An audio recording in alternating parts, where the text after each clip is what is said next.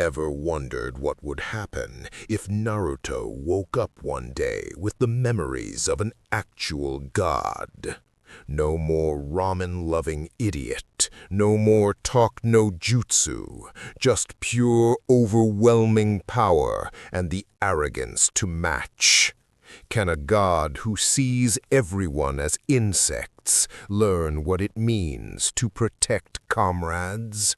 Let's find out. The morning air hung still over Training Ground 3. Kakashi Hatake stood before his 3 newly assigned genin, orange book tucked away for once, mismatched eyes studying the trio with practiced disinterest. The silver-haired jonin had seen countless teams fail this test. These 3 would be no different. As I was saying, Kakashi continued, dangling 2 bells from his fingers, you have until noon to take these from me. Those who fail go back to the boring. The single word cut through the air like a blade through silk. Training Ground 3 went silent. Kakashi's visible eye narrowed. The blonde boy Naruto Uzumaki stood apart from his teammates, arms crossed, eyes closed. He hadn't moved, hadn't shifted his weight, but something in his posture radiated absolute dismissal. Excuse me? Kakashi's tone carried an edge. Naruto didn't open his eyes. I said boring, Cyclops. Must I repeat myself for surface dwellers? Sakura gasped. Sasuke's eyes widened fractionally. Kakashi moved. Elite Jonin speed. Kunai aimed for the shoulder. A warning strike, calculated to teach respect. The blade whistled through air.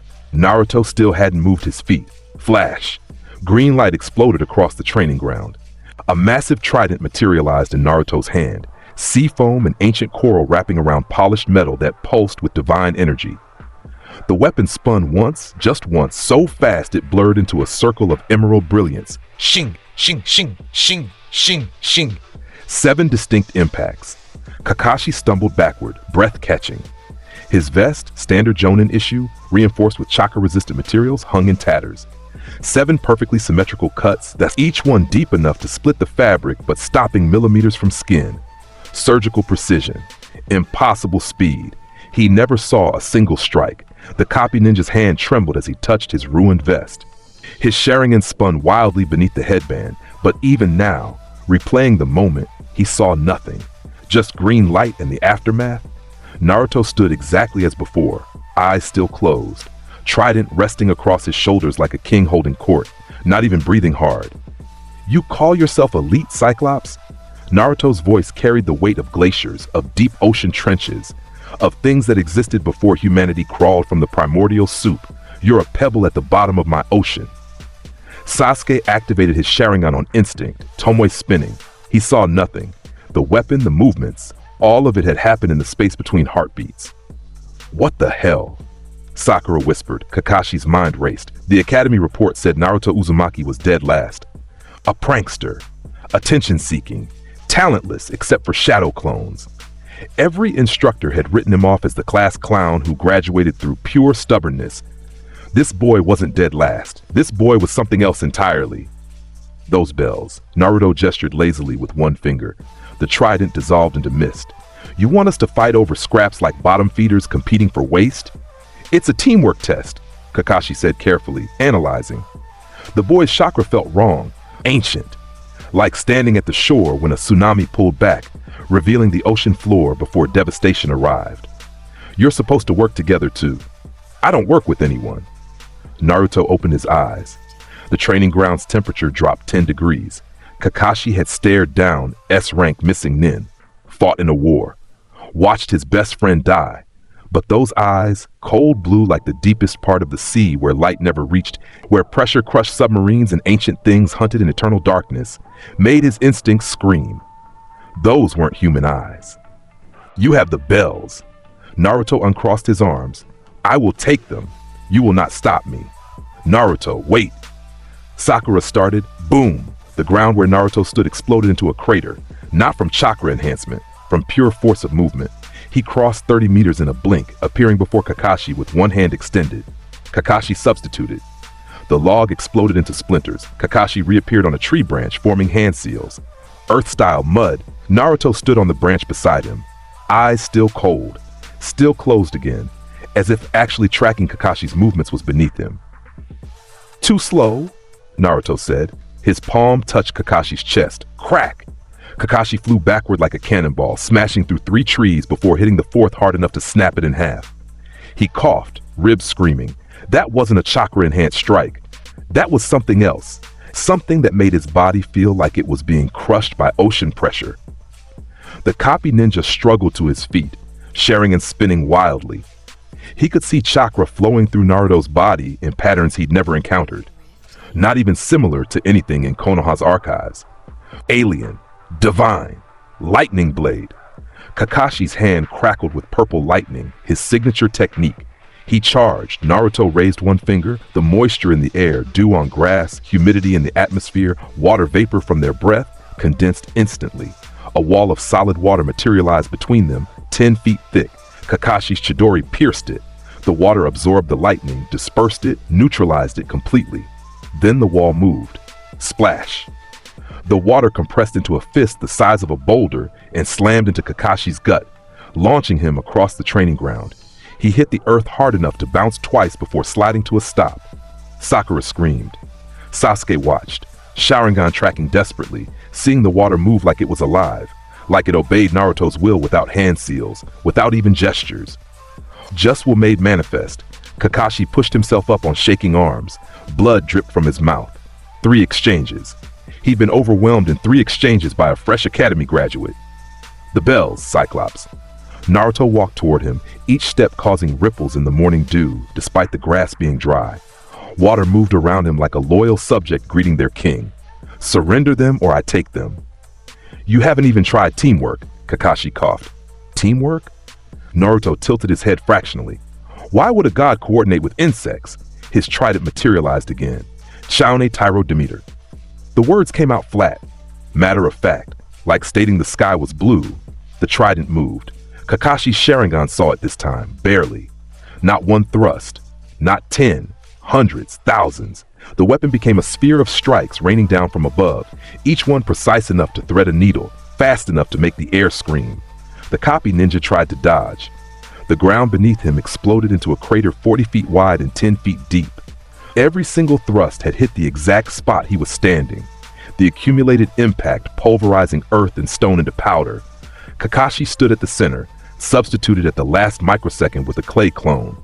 But his hands shook. His Sharingan ached from trying to track those movements. He'd fought Minato Namikaze, the Yellow Flash himself. This was faster. This was impossibly faster. Naruto stood at the crater's edge, examining his fingernails. 12 seconds. You lasted 12 seconds against a warm-up technique. How disappointing.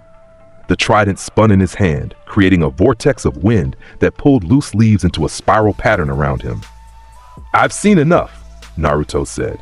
You're too weak to hold those bells. He vanished. Kakashi's Sharingan caught the movement this time. A straight line thrust, the trident aimed directly at his heart. He twisted, pulling a kunai to deflect. Crash! The kunai shattered. The trident stopped 1 inch from Kakashi's chest, held perfectly still. But the wind pressure from the thrust tore through his already ruined vest, carved a line across his chest plate hard enough to dent the metal, and sent him skidding backward. Naruto stood where Kakashi had been, holding the 2 bells. He'd taken them mid-thrust, cut them from Kakashi's belt with a precision that defied comprehension. The copy ninja hadn't even felt the contact. Silence blanketed Training Ground 3. Naruto walked toward his frozen teammates. His eyes remained closed. The trident dissolved into seafoam and vanished. He stopped in front of Sakura and Sasuke, extending his hand. The bells dropped at their feet. Take them, Naruto said, voice carrying the same warmth as Arctic ice. Gods don't need trinkets to prove perfection. Sakura stared at the bells like they might explode. But we didn't. You are my team. Naruto's words brooked no argument. What belongs to me requires no test to prove its worth. The Jonin is satisfied. All 3 genin turned to Kakashi. The copy ninja stood at the crater's edge, breathing hard, vest destroyed, chest plate dented. His visible eye was wide, pupils dilated with something between awe and primal fear. His Sharingan spun slower now, almost exhausted from trying to process what it had witnessed. Sensei? Sasuke asked. The Uchiha's voice was tight, controlled, but his Sharingan betrayed his shock. He'd seen every second and understood none of it. The speed, the precision, the raw power, it made his months of training feel like child's play. Kakashi opened his mouth, closed it, tried again. "You," the Jonin's voice cracked. He cleared his throat, forcing some semblance of composure back into his tone. "You three pass." "Obviously," Naruto said, already walking away. "Inform me when you have a mission worth my attention, Cyclops. Menial tasks bore me." "Wait!" Sakura found her voice. "Where are you going?" Naruto paused, didn't turn around. "Away from this tedium. I have no interest in celebration or team bonding. You know where I live. But team meetings," Kakashi started, "will happen when I decide they have value." Naruto's response cut like a blade. "I am not your subordinate, Jonin. Remember that." He walked into the tree line and vanished. No shunshin, no smoke bomb, just gone, like mist burning away in sunlight. The three remaining shinobi stood in silence, staring at the massive crater in the center of the training ground. The perfectly circular depression, the pulverized earth, the scorch marks where water pressure had flash-heated dirt into glass. "What the hell was that?" Sasuke's Sharingan finally stopped spinning. "Those speeds, that weapon, none of it makes sense." "The trident," Kakashi said quietly, touching his ruined vest. "I've never seen anything like it. Not in any scroll, any legend, any." He paused. "How did Naruto Uzumaki become that?" Sakura picked up one of the bells with trembling fingers. "He called himself a god." "He fought like one," Sasuke muttered. The Uchiha's hands clenched into fists. For the first time since the massacre, since losing everything, he'd felt something beyond hatred for Itachi. He'd felt inadequate, weak. His Sharingan had been worthless against those movements.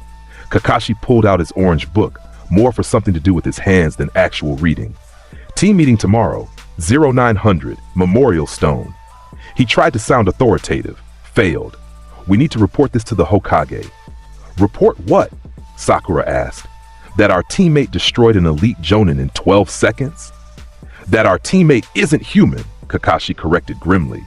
"And we need to find out what he is before it becomes a problem." The Jonin turned and walked away, each step careful, ribs still aching from where that water fist had hit him. His mind raced through possibilities. Kekkei Genkai? Bloodline limit? Secret technique? None of it fit. The power felt older than chakra itself. Behind him, Sasuke stared at the crater, Sharingan burning with frustrated determination. He needed to get stronger, needed to understand what Naruto had done. Because right now, the gap between them wasn't a gap. It was an ocean that Naruto commanded like breathing. The Hokage's office smelled like tobacco and old paper. Hiruzen Sarutobi sat behind his desk, pipe forgotten in the ashtray, staring at Kakashi with an expression somewhere between disbelief and dawning horror. "Say that again," the third Hokage said slowly. Slowly. Kakashi stood at parade rest, though his bandaged ribs made the posture uncomfortable. "Naruto Uzumaki destroyed me in 12 seconds, Lord Hokage. I used Chidori. I used substitution. I had my Sharingan active the entire time. None of it mattered." "The dead last of his class," Hiruzen said flatly, "was never dead last." Kakashi's visible eye narrowed. "Sir, with respect, either every academy instructor is incompetent, or Naruto has been hiding his abilities for 7 years. The Hokage pulled his pipe from the ashtray and relit it, taking a long drag while he processed. "Describe the weapon." "A trident. Massive, ornate, pulsing with energy I've never encountered.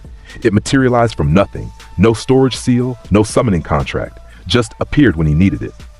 Kakashi gestured to his bandaged chest. "He cut my vest 7 times in less than a second. I have the Sharingan. I watched it happen. I still can't explain how." Hiruzen's eyes darkened. "And his demeanor?" "Cold, arrogant, referred to me as Cyclops, and a surface dweller." Kakashi's jaw tightened. "Called himself a god, sir. And I'm not entirely sure he was exaggerating." The Hokage stood, walking to the window overlooking the village. Sunset painted Konoha in orange and gold, peaceful and beautiful. Somewhere down there, Naruto Uzumaki, the Kyuubi's container, the village pariah, the boy Hiruzen had sworn to protect, had become something else entirely. 6 years ago, Hiruzen said quietly, there was a flash flood. Do you remember? Kakashi nodded. 23 dead, hundreds injured, worst natural disaster in Konoha's history. It stopped. The Hokage's voice carried a weight that made Kakashi straighten. In the middle of the deluge, the water just stopped, reversed, flowed back into the river system like it had never left. He turned, eyes grave. I found Naruto standing on the surface, 6 years old. The water was solid beneath his feet, and when he looked at me, "What?" Kakashi pressed. I saw something ancient looking back, Hiruzen finished. Something that recognized me the way an adult recognizes a child playing at being important. The copy ninja felt cold settle into his bones. Why wasn't this reported? It was. Hiruzen gestured to a locked cabinet. Sealed files, need-to-know basis. I assigned Anbu to monitor him. They reported nothing unusual for 6 years. A loud, pranking, and attention-seeking child who ate too much ramen and failed every practical exam. Then what changed? Kakashi asked. Or, Hiruzen countered, what if nothing changed? What if he's been this the entire time and simply decided to stop pretending? The question hung in the air like an executioner's blade. Kakashi thought about those cold blue eyes, the casual dismissal, the absolute certainty in every word, every movement. If he's been hiding this level of power, why? What possible reason would he have? I don't know. The Hokage walked back to his desk, suddenly looking all of his 69 years. But I know this. Naruto Uzumaki just became either Konoha's greatest asset or its most dangerous threat. And I can't tell which. Respectfully, sir, he passed the test. He even shared the bells with his teammates. Kakashi's defense sounded weak even to his own ears.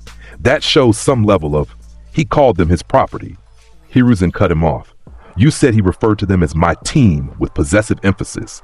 That's not teamwork, Kakashi. That's ownership. The Jonin had no response. Hiruzen sighed, aged hands shuffling through papers on his desk. Continue as his sensei. Train them. Watch him. Report anything unusual directly to me. And Kakashi? Sir? Don't antagonize him. The Hokage's eyes were deadly serious. If what you've described is accurate, Naruto could level this village before we mobilize a response. Treat him with respect. Keep him loyal. Because if we make an enemy of that boy... He didn't finish the sentence. He didn't have to. Kakashi bowed and left, walking through the empty halls of the Hokage Tower, mind-churning. He'd fought missing nin, battled in the Third War, earned his reputation as one of Konoha's finest. And today a 12-year-old boy had made him feel like a genin facing a Kage. As he stepped into the evening air, Kakashi made a decision. He'd watch Naruto Uzumaki, study him, try to understand what made him tick, because right now, Team 7 had become the most important assignment of his career, and the most dangerous. Wave country stank of fish and poverty. Naruto stood at the prow of the boat, arms crossed, eyes closed against the ocean spray. Behind him, Team 7 huddled around their client, a drunk old bridge builder named Tazuna, who reeked of cheap sake in desperation. Are we there yet? Sakura asked for the third time. Patience, Kakashi said, though his visible eye kept drifting to Naruto's back. The boy hadn't moved in 20 minutes, hadn't spoken since they left Konoha's gates. Just stood like a figurehead, perfectly balanced despite the rocking waves. Sasuke watched him with narrowed eyes, Sharingan active and hidden. He'd been studying Naruto for a week now, trying to understand the gap between them. Every training session, every mission, the blonde remained distant, untouchable, perfect, it grated. Naruto, Sasuke called. You sensing anything? Always. Naruto's response was clipped. 2 chakra signatures hidden in the mist ahead. Water affinity. Chunin level, perhaps low jonin, irrelevant. Kakashi straightened. How can you? The water tells me. Naruto finally opened his eyes, staring at the fog bank ahead. It knows everything that touches it, every ripple, every disturbance. The ocean has no secrets from its king. King? Tazuna muttered drunkenly. Kid's got an ego. Naruto's gaze shifted fractionally, not toward the bridge builder, that would require acknowledging him, but in his general direction. The temperature around Tazuna dropped 10 degrees. Silence. Surface dweller. Your bridge interests me. Your opinions do not. Tazuna sobered instantly, something primal in his hindbrain recognizing a predator's attention. The boat slid into the mist. Silence blanketed them, thick and oppressive. Even the waves seemed muted, as if the ocean itself was holding its breath. Splash! A massive blade on a chain burst from the fog, spinning like a buzzsaw. The executioner's blade, Kubikirabocho, one of the 7 swordsman's legendary weapons, whistled toward Tazuna's neck. Kakashi moved to intercept. Naruto raised one finger. The ocean between the boat and the blade erupted upward like a living wall. The Kubikirabocho hit the water barrier and stopped dead. Vibrations traveling down the chain. The water didn't splash, didn't spray. It held solid, crystalline, unmoving. How unsightly, Naruto's voice carried across the waves. Attacking from ambush with such a clumsy weapon. Have you no pride, bottom feeder? The mist parted. Zabuza Momochi stood on the water's surface, eyes wide above his bandaged face. The demon of the hidden mist, A-rank missing Nin, one of the legendary 7 swordsmen. He stared at the wall of solid water, at the small blonde boy who'd created it with a gesture. What the hell? Zabuza pulled his blade back, the chain rattling. Zabuza Momochi. Naruto turned fully now, stepping off the boat. His feet touched the water, and it solidified beneath him, spreading outward in a circle of perfect calm. 7 swordsmen, A-rank threat, 53 kills, master of silent killing. He tilted his head. Weakling. Zabuza's killing intent exploded outward, thick enough to make Sakura choke. The pressure crushed down on the boat, making even Sasuke struggle to breathe. Jonin-level killing intent, honed through hundreds of assassinations, enough to paralyze most Chunin. Naruto yawned. Pathetic. He raised his hand, palm up. You call that killing intent? I felt stronger emotions from drowning rats. Zabuza snarled and charged, blade whistling through air. Naruto didn't move. The Kubikira Bocho passed through him, or where he'd been, an after image made of mist. The real Naruto stood 5 feet to the left, examining his nails. Too slow, he said. Zabuza spun, bringing the massive blade around in a horizontal slash that would bisect a tree. Clang. The sea-green trident materialized, catching the Kubikiri Bocho between its tines. Naruto held it one-handed, no strain, like blocking a child's stick. This is one of the legendary blades? Naruto's tone carried pure disgust. How disappointing. I've seen sharper coral. He twisted. The Kubikiri Bocho shrieked as the trident's tines scraped along its edge, throwing sparks. Zabuza's eyes widened. Nobody had ever caught his blade like that, held it like it weighed nothing. Naruto pushed. Zabuza flew backward across the water, skipping like a stone before catching himself. His arms trembled. That push had felt like being hit by a tidal wave. Water-style hidden mist. Zabuza started forming hand seals. No. Naruto's word carried absolute authority. The mist vanished. Every water particle in the air, every molecule of moisture obeyed instantly. The fog bank that Zabuza had created, his signature technique, the art he'd mastered over decades, disappeared like it had never existed. Clear sky, calm ocean, perfect visibility. Zabuza stared in horror. That's impossible. You can't just... I am the tyrant of the seas. Naruto's eyes remained cold, distant. Every drop of water in this pathetic country belongs to me. You don't get to hide in my ocean, insect. The missing nine's hands blurred through seals. Water style, water dragon jutsu. 44 hand seals. A full-power water dragon, one of the most advanced water techniques in existence. The ocean behind Zabuza rose up, forming a serpentine dragon 50 feet long with eyes that glowed with condensed chakra. The dragon roared and lunged. Naruto looked at it, just looked. His expression shifted from boredom to something darker, something offended. You call that a dragon, bottom feeder?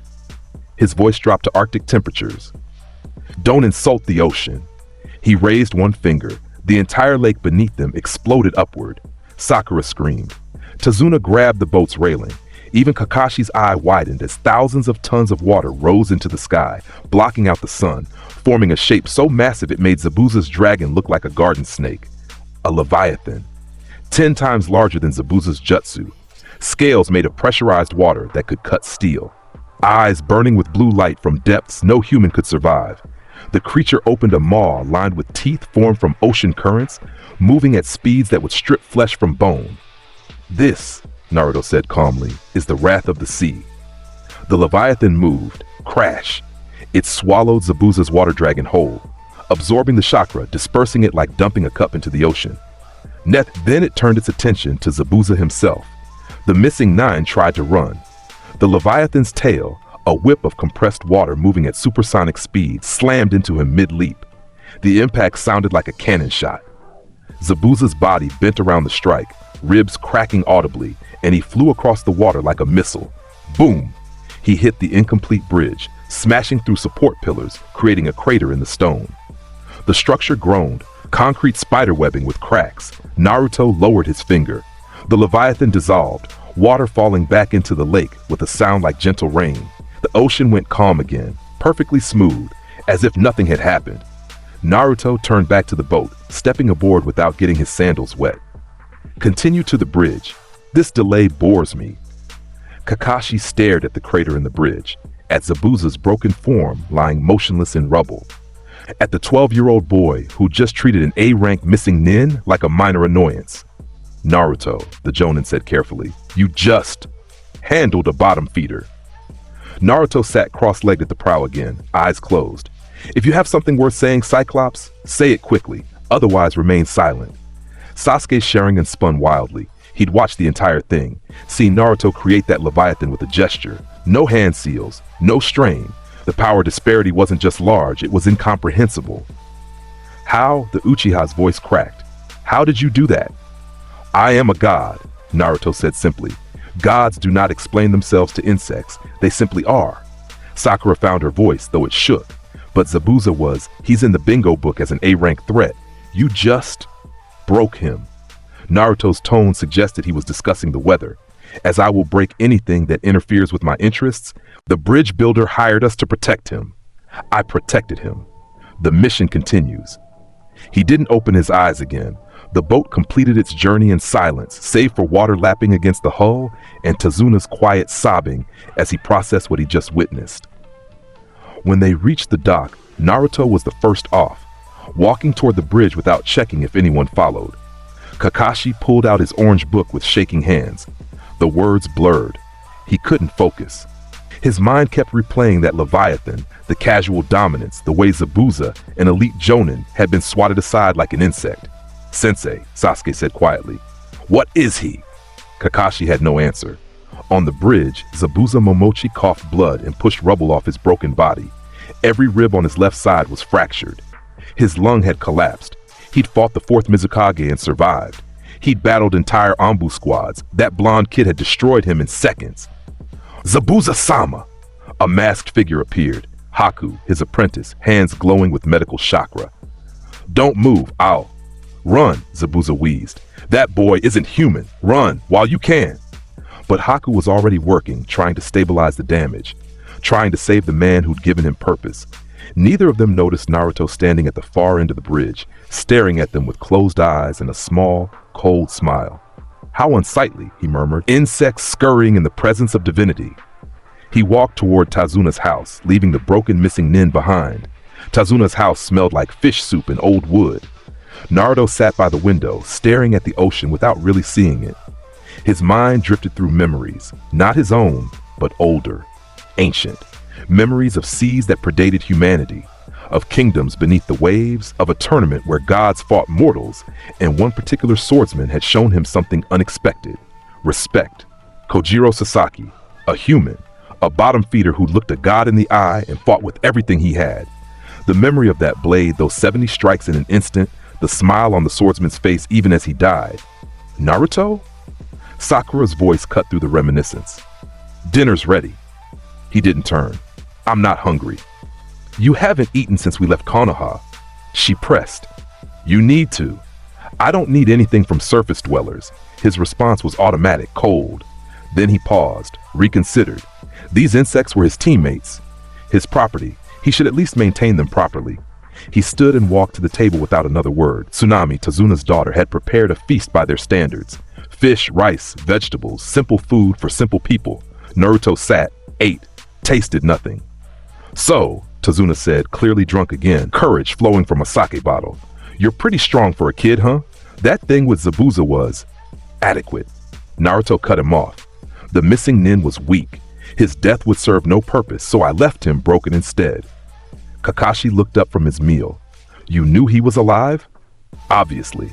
Naruto sipped water, the only thing on the table he could truly taste, could feel responding to his presence.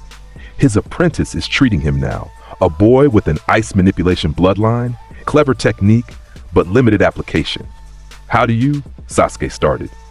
The water tells me everything, Uchiha. Naruto's eyes remained closed. Every drop within miles is an extension of my will. That boy's ice draws from ambient moisture. I can feel him working, feel the cold spreading as he treats his master's wounds. Silence fell over the table. You could have killed them, Kakashi said carefully. Zabuza Momochi is worth 30 million ryo in bounties. Why leave him alive? Naruto set down his cup with precise care. Because killing insects provides no satisfaction, Cyclops, but watching them struggle, watching them realize their insignificance in the face of true power, that has value. That's cruel, Sakura whispered. That's honest. Naruto stood, meal barely touched. I am a god walking among surface dwellers. Cruelty is beneath me. This is simply reality asserting itself. He walked to the door. Where are you going? Kakashi asked. To train. Naruto paused at the threshold. The boy Haku will attack again. His loyalty to Zabuza demands it. When he does, I will show him the difference between his ice and my ocean. He vanished into the night. Tsunami stared at the empty doorway. Is he always like that? Yes, Sakura and Sasuke said simultaneously. Kakashi pulled out his orange book, pretending to read while his mind raced. Naruto had sensed Haku working from miles away, through ambient moisture in the air. That level of sensory ability was beyond even the best sensor nin in Konoha, and he wielded it casually, like breathing. Sensei, Sasuke said quietly after Tsunami left to clean dishes. We need to get stronger. I know. No. The Uchiha Sharingan spun slowly. You don't understand. I activated my Sharingan the second Naruto moved against Zabuza. I watched everything, every movement, every technique, every application of power. And, Kakashi prompted, and I understood nothing. Sasuke's hands clenched into fists on the table. It's not chakra, or it is, but it's something else too, something older. The Sharingan can copy techniques, analyze patterns, predict movements, but Naruto doesn't use techniques. He just commands, and reality obeys. Kakashi had no response to that, because Sasuke was right. Outside, Naruto stood on the ocean's surface, staring at the moon's reflection in the water. His feet created perfect circles of calm, spreading outward in mathematical precision. Poseidon. He spoke the name aloud for the first time since awakening. Tyrant of the seas, ruler of Atlantis, the perfect god. The ocean swelled beneath him, a gentle rise and fall like breathing. I remember, he continued, voice carrying across the empty waves. I remember the council, the tournament, watching humans fight for survival. I remember thinking them worthless, insects, surface dwellers drowning in their own filth. The water around him began to spin, a slow vortex forming naturally. And then that swordsman. Naruto's eyes opened, staring at nothing. Kojiro Sasaki, a human who looked at perfection and smiled, who swung his blade 70 times in an instant and made me feel. He paused. Made me feel. The vortex accelerated, water rising into a column around him, lifting him 10 feet into the air on a pillar of spinning ocean. These insects, my team, they are mine, property of divinity, and yet Naruto's hand clenched. They look at me with fear, with awe, never with that swordsman's joy. The water column collapsed, dropping him gently back to the surface. Perhaps that is all surface dwellers can offer a god, fear and worship. He turned back toward the house. Very well, I will accept their reverence, and in return, I will protect what is mine. He walked across the water, each step creating ripples that formed perfect geometric patterns before fading. Behind him, hidden in the trees, Haku watched with wide eyes. He'd come to scout the enemy. Instead, he'd witnessed something that defied understanding. A child standing on water, commanding the ocean itself, speaking of godhood like it was simple fact. Zabuza-sama, Haku whispered. What have we gotten ourselves into? He fled into the darkness before those closed eyes could sense his presence. But Naruto's lips curved into the smallest smile. Run, Ice Wielder. Run and tell your master. Tell him the god he challenged is merciful today. The ocean whispered its agreement, waves lapping against the shore in rhythmic approval. Morning came with thick fog. Naruto stood at the incomplete bridge, examining Tazuna's work with eyes that had seen the architecture of Atlantis, had walked golden streets and kingdoms beneath the waves that made human construction look like children's toys. It's ugly, he announced. Tazuna, already working despite the early hour, nearly dropped his hammer. Excuse me? Your bridge. Structurally adequate but aesthetically worthless. Naruto walked along the railing, feet making no sound. Though I suppose surface dwellers have limited artistic vision. Listen here, you little. Tazuna started. The fog thickened. Kakashi's hand went to his headband, ready to reveal the Sharingan. Sasuke activated his Tomoe immediately. Sakura fell into a defensive stance. Naruto yawned. The ice wielder arrives, he said conversationally. How predictable. Senbon needles burst from the fog, dozens of them, aimed with surgical precision at vital points. Medical nin accuracy combined with killing intent, the needles hit water and stopped. Naruto had raised one hand. Moisture in the air condensed into a transparent barrier, each needle embedding itself in solid water without passing through. Clever. Naruto examined the suspended Senbon. Using the mist to hide your approach, striking from multiple angles simultaneously. Textbook Hunter 9 tactics. He flicked his finger, the Senbon reversed direction and fired back into the fog at twice their original speed. Crash! Ice mirrors materialized in a circle around Naruto, each one reflecting the others in an infinite pattern. The Senbon shattered against crystalline surfaces. Secret technique, crystal ice mirrors.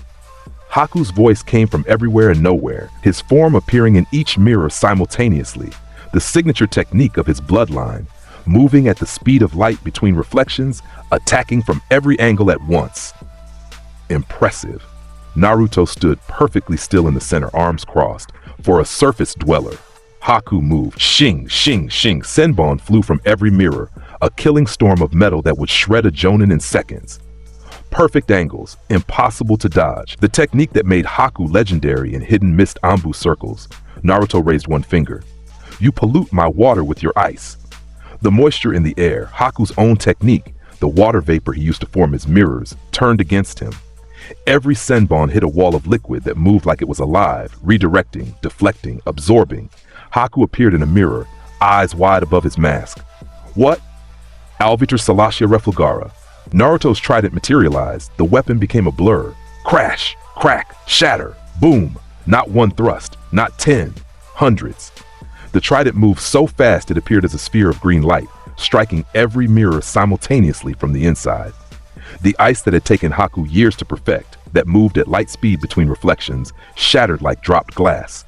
All 20 mirrors exploded into powder in 1 second. Haku fell from his destroyed technique, landing hard on the bridge. His mask cracked. Blood leaked from his mouth where he'd bitten his tongue in shock. Naruto stood where he'd been, trident resting on his shoulder. He hadn't moved his feet. Your ice is an abomination, Naruto said calmly. Water is meant to flow, to move, to obey its king. You freeze it into static cages, strip it of life and motion. Disgusting. Haku pushed himself up on trembling arms. How? How did you? Because I am the tyrant of the seas. Naruto's eyes opened fractionally, cold blue light spilling out. Every molecule of H2O in this pathetic country answers to me. Your ice, your mirrors, the blood in your veins, 70% water, all of it belongs to me. He took one step forward.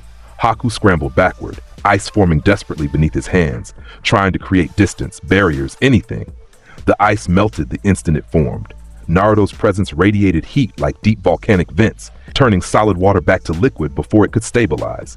Stop, Haku whispered. Please, begging? Naruto tilted his head. How unsightly. You attack with conviction and crumble with words. At least die with dignity, insect. I'm not dying for myself. Haku found his voice, found the core of steel that Zabuza had forged. Zabuza-sama needs me. He has a dream, a purpose, and I am a tool. Naruto completed the sentence. Yes, I can see the dedication in your stance, hear it in your voice. You've surrendered your humanity to become a weapon for another's ambition. He stopped 1 foot away. How utterly worthless. The words hit Haku harder than any physical blow. His hands shook. The mask fell away, revealing a beautiful face twisted with anguish. You don't understand, Haku said. Zabuza-sama gave me purpose when I had none. He made you a slave. Naruto's response was flat, matter of fact. You call it loyalty, dedication. But I see the truth, Ice Wielder. You've chained yourself to another's dream because you lack the strength to forge your own. Haku's eyes filled with tears. That's not. It is. Naruto crouched down, bringing himself eye level with the kneeling boy. For the first time, genuine emotion flickered across his face. Not pity, not kindness, but something like recognition. I remember a swordsman, Naruto said quietly. A human who faced me in combat, knowing he would die. He smiled. Do you know why? Haku shook his head mutely. Because he fought for himself, his own perfection, his own ideal of the blade. He didn't serve. He didn't kneel. He simply existed at the peak of what a human could achieve. Naruto stood. You could have been something similar. Instead, you're a tool that weeps. He turned away. Go, take your master and flee this country. If I see either of you again, I won't show mercy a second time." "Why?" Haku's voice cracked. "Why spare us?" Naruto paused. "Because killing you provides no satisfaction. You're already dead, a corpse walking, convinced its servitude gives it meaning." He glanced back, eyes cold. "Perhaps surviving will teach you to live for yourself, or perhaps you'll die in the service of another's dream. Either way, it no longer interests me." He walked back toward his team, leaving Haku kneeling in shattered ice. Kakashi stared. "Naruto, you just dismissed an insect." Naruto's tone brooked no argument. "The ice wielder will inform his master. They will flee. The client's bridge will be completed without further interruption. Mission accomplished." "But Zabuza is," Sakura started, broken and aware of it. Naruto cut her off. "A warrior knows when he's outmatched. The missing nin will take his tool and vanish rather than face certain death. Predictable, boring." Sasuke watched Haku struggle to stand, watched the masked boy limp away into the fog. The Uchiha Sharingan had recorded everything: the impossible speed, the casual dominance, the way Naruto dismantled Haku's ultimate technique in seconds. "You're getting stronger," Sasuke said quietly. "Every day the gap between us grows. Obviously." Naruto didn't look at him. "You are human. I am divine. The gap is infinite and always has been. Then why keep us around?" The Uchiha's voice carried frustration, barely controlled. "If we're so far beneath you, why stay on this team?" Naruto turned, and for the first time since the bell test, he made direct eye contact with Sasuke. The Uchiha froze. Those eyes, cold blue depths that held memories of civilizations rising and falling, of seas that predated continents, of watching humanity crawl from the ocean onto land like desperate creatures fleeing the abyss, stared through him, not at him. "Because you are mine," Naruto said simply. "My team, my property, and what belongs to me is maintained to the highest standard. You will become stronger, Uchiha, not because you wish it, but because I will not tolerate weaklings carrying my mark." He walked away, leaving Team 7 standing on the incomplete bridge while fog swirled around them. Tazuna stared after the blonde boy, hammer hanging loose in his grip. "What the hell is that kid?" "A god," Sakura whispered. "He's exactly what he says he is. A god." And none of them could argue. The bridge was completed 3 days later. Zabuza never returned. Haku vanished like morning mist. Gato, the criminal who'd hired them, showed up with a small army of thugs, took one look at Naruto standing on the water with his trident manifested and his eyes closed, and fled the country entirely. Wave's economy stabilized within a week. Tazuna named the bridge the Great Naruto Bridge, despite the blonde's protest that the name was unsightly and lacks artistic merit. Team 7 returned to Konoha in silence, each member processing the mission in their own way. Sakura couldn't stop thinking about how easily Naruto had handled 2 A-rank threats, about how he'd stood on water like it was solid ground, commanded the ocean like breathing, shattered Haku's ultimate technique without breaking a sweat. Sasuke's mind churned with frustration. His Sharingan had recorded everything, but understanding it was another matter entirely. The speed, the power, the casual dominance, it made his training feel worthless. Made his goal of surpassing Itachi seem impossible when he couldn't even comprehend how Naruto functioned. Kakashi walked with his orange book open but unread. His mind kept replaying those cold blue eyes, that ancient presence. The Hokage had been right. Naruto Uzumaki wasn't human, or rather, he'd been human once but had become something else entirely. And Naruto himself walked ahead of them all. Maintaining perfect distance, arms crossed, mist parting around him like the sea bowing to its king, they entered Konoha's gates at sunset. Hiruzen Sarutobi stood waiting, surrounded by Anbu hidden in the shadows. The Hokage's eyes were grave, analyzing, trying to read the boy who just completed a C-rank mission that became A-rank and handled it like a casual stroll. "Naruto," Hiruzen said carefully, "welcome back? I trust the mission went well?" "Adequately." Naruto stopped 10 feet away, refusing to close the distance. "The client is safe. His bridge is complete. 2 A-rank missing nin were defeated but allowed to flee. No casualties among my teammates." "Allowed to flee?" Hiruzen's eyebrow rose. "You encountered Zabuza Momochi and let him live?" "Killing insects provides no satisfaction." Naruto's response was automatic. He was broken. His tool was dismissed. They will not return to this country or trouble Konoha again. The Hokage exchanged glances with Kakashi, who nodded confirmation. I see. Hiruzen pulled on his pipe, thinking carefully. Naruto, I'd like to speak with you in my office. Alone, no. The single word cut through the village noise like a blade. Excuse me? Hiruzen's tone hardened. I said no, Hokage. Naruto's eyes remained closed. You wish to question me about my abilities, to categorize them, understand them, control them. I have no interest in satisfying your curiosity. Naruto, as Hokage, You are the leader of insects. Naruto finally opened his eyes, staring past Hiruzen rather than at him. Your authority is recognized because it serves my interests to remain in this village. Do not mistake tolerance for submission. Silence fell over the gate area. Anbu tensed in the shadows. Kakashi's hand drifted toward a kunai. Sasuke's Sharingan spun. This was treason, open defiance of the Hokage's authority. But Hiruzen just sighed. Very well. The third Hokage's response shocked everyone. I won't force the issue. But Naruto, understand, this village protects you, feeds you, gives you purpose. Surely that warrants some measure of cooperation? The village feared me until I proved useful. Naruto's tone could freeze oceans. The civilians still whisper demon when they think I cannot hear. Your protection is self-serving, Hokage. You maintain the weapon, not the person. He turned away. I will attend team meetings. Complete assigned missions. Act within the boundaries of your laws when it suits me. But I am not your shinobi, old man. I am a god tolerating the presence of insects. Remember that distinction. Naruto walked into the village, leaving stunned silence behind him. Hiruzen watched him go, aged face unreadable. Finally, he turned to Kakashi. Your report. Everything, now.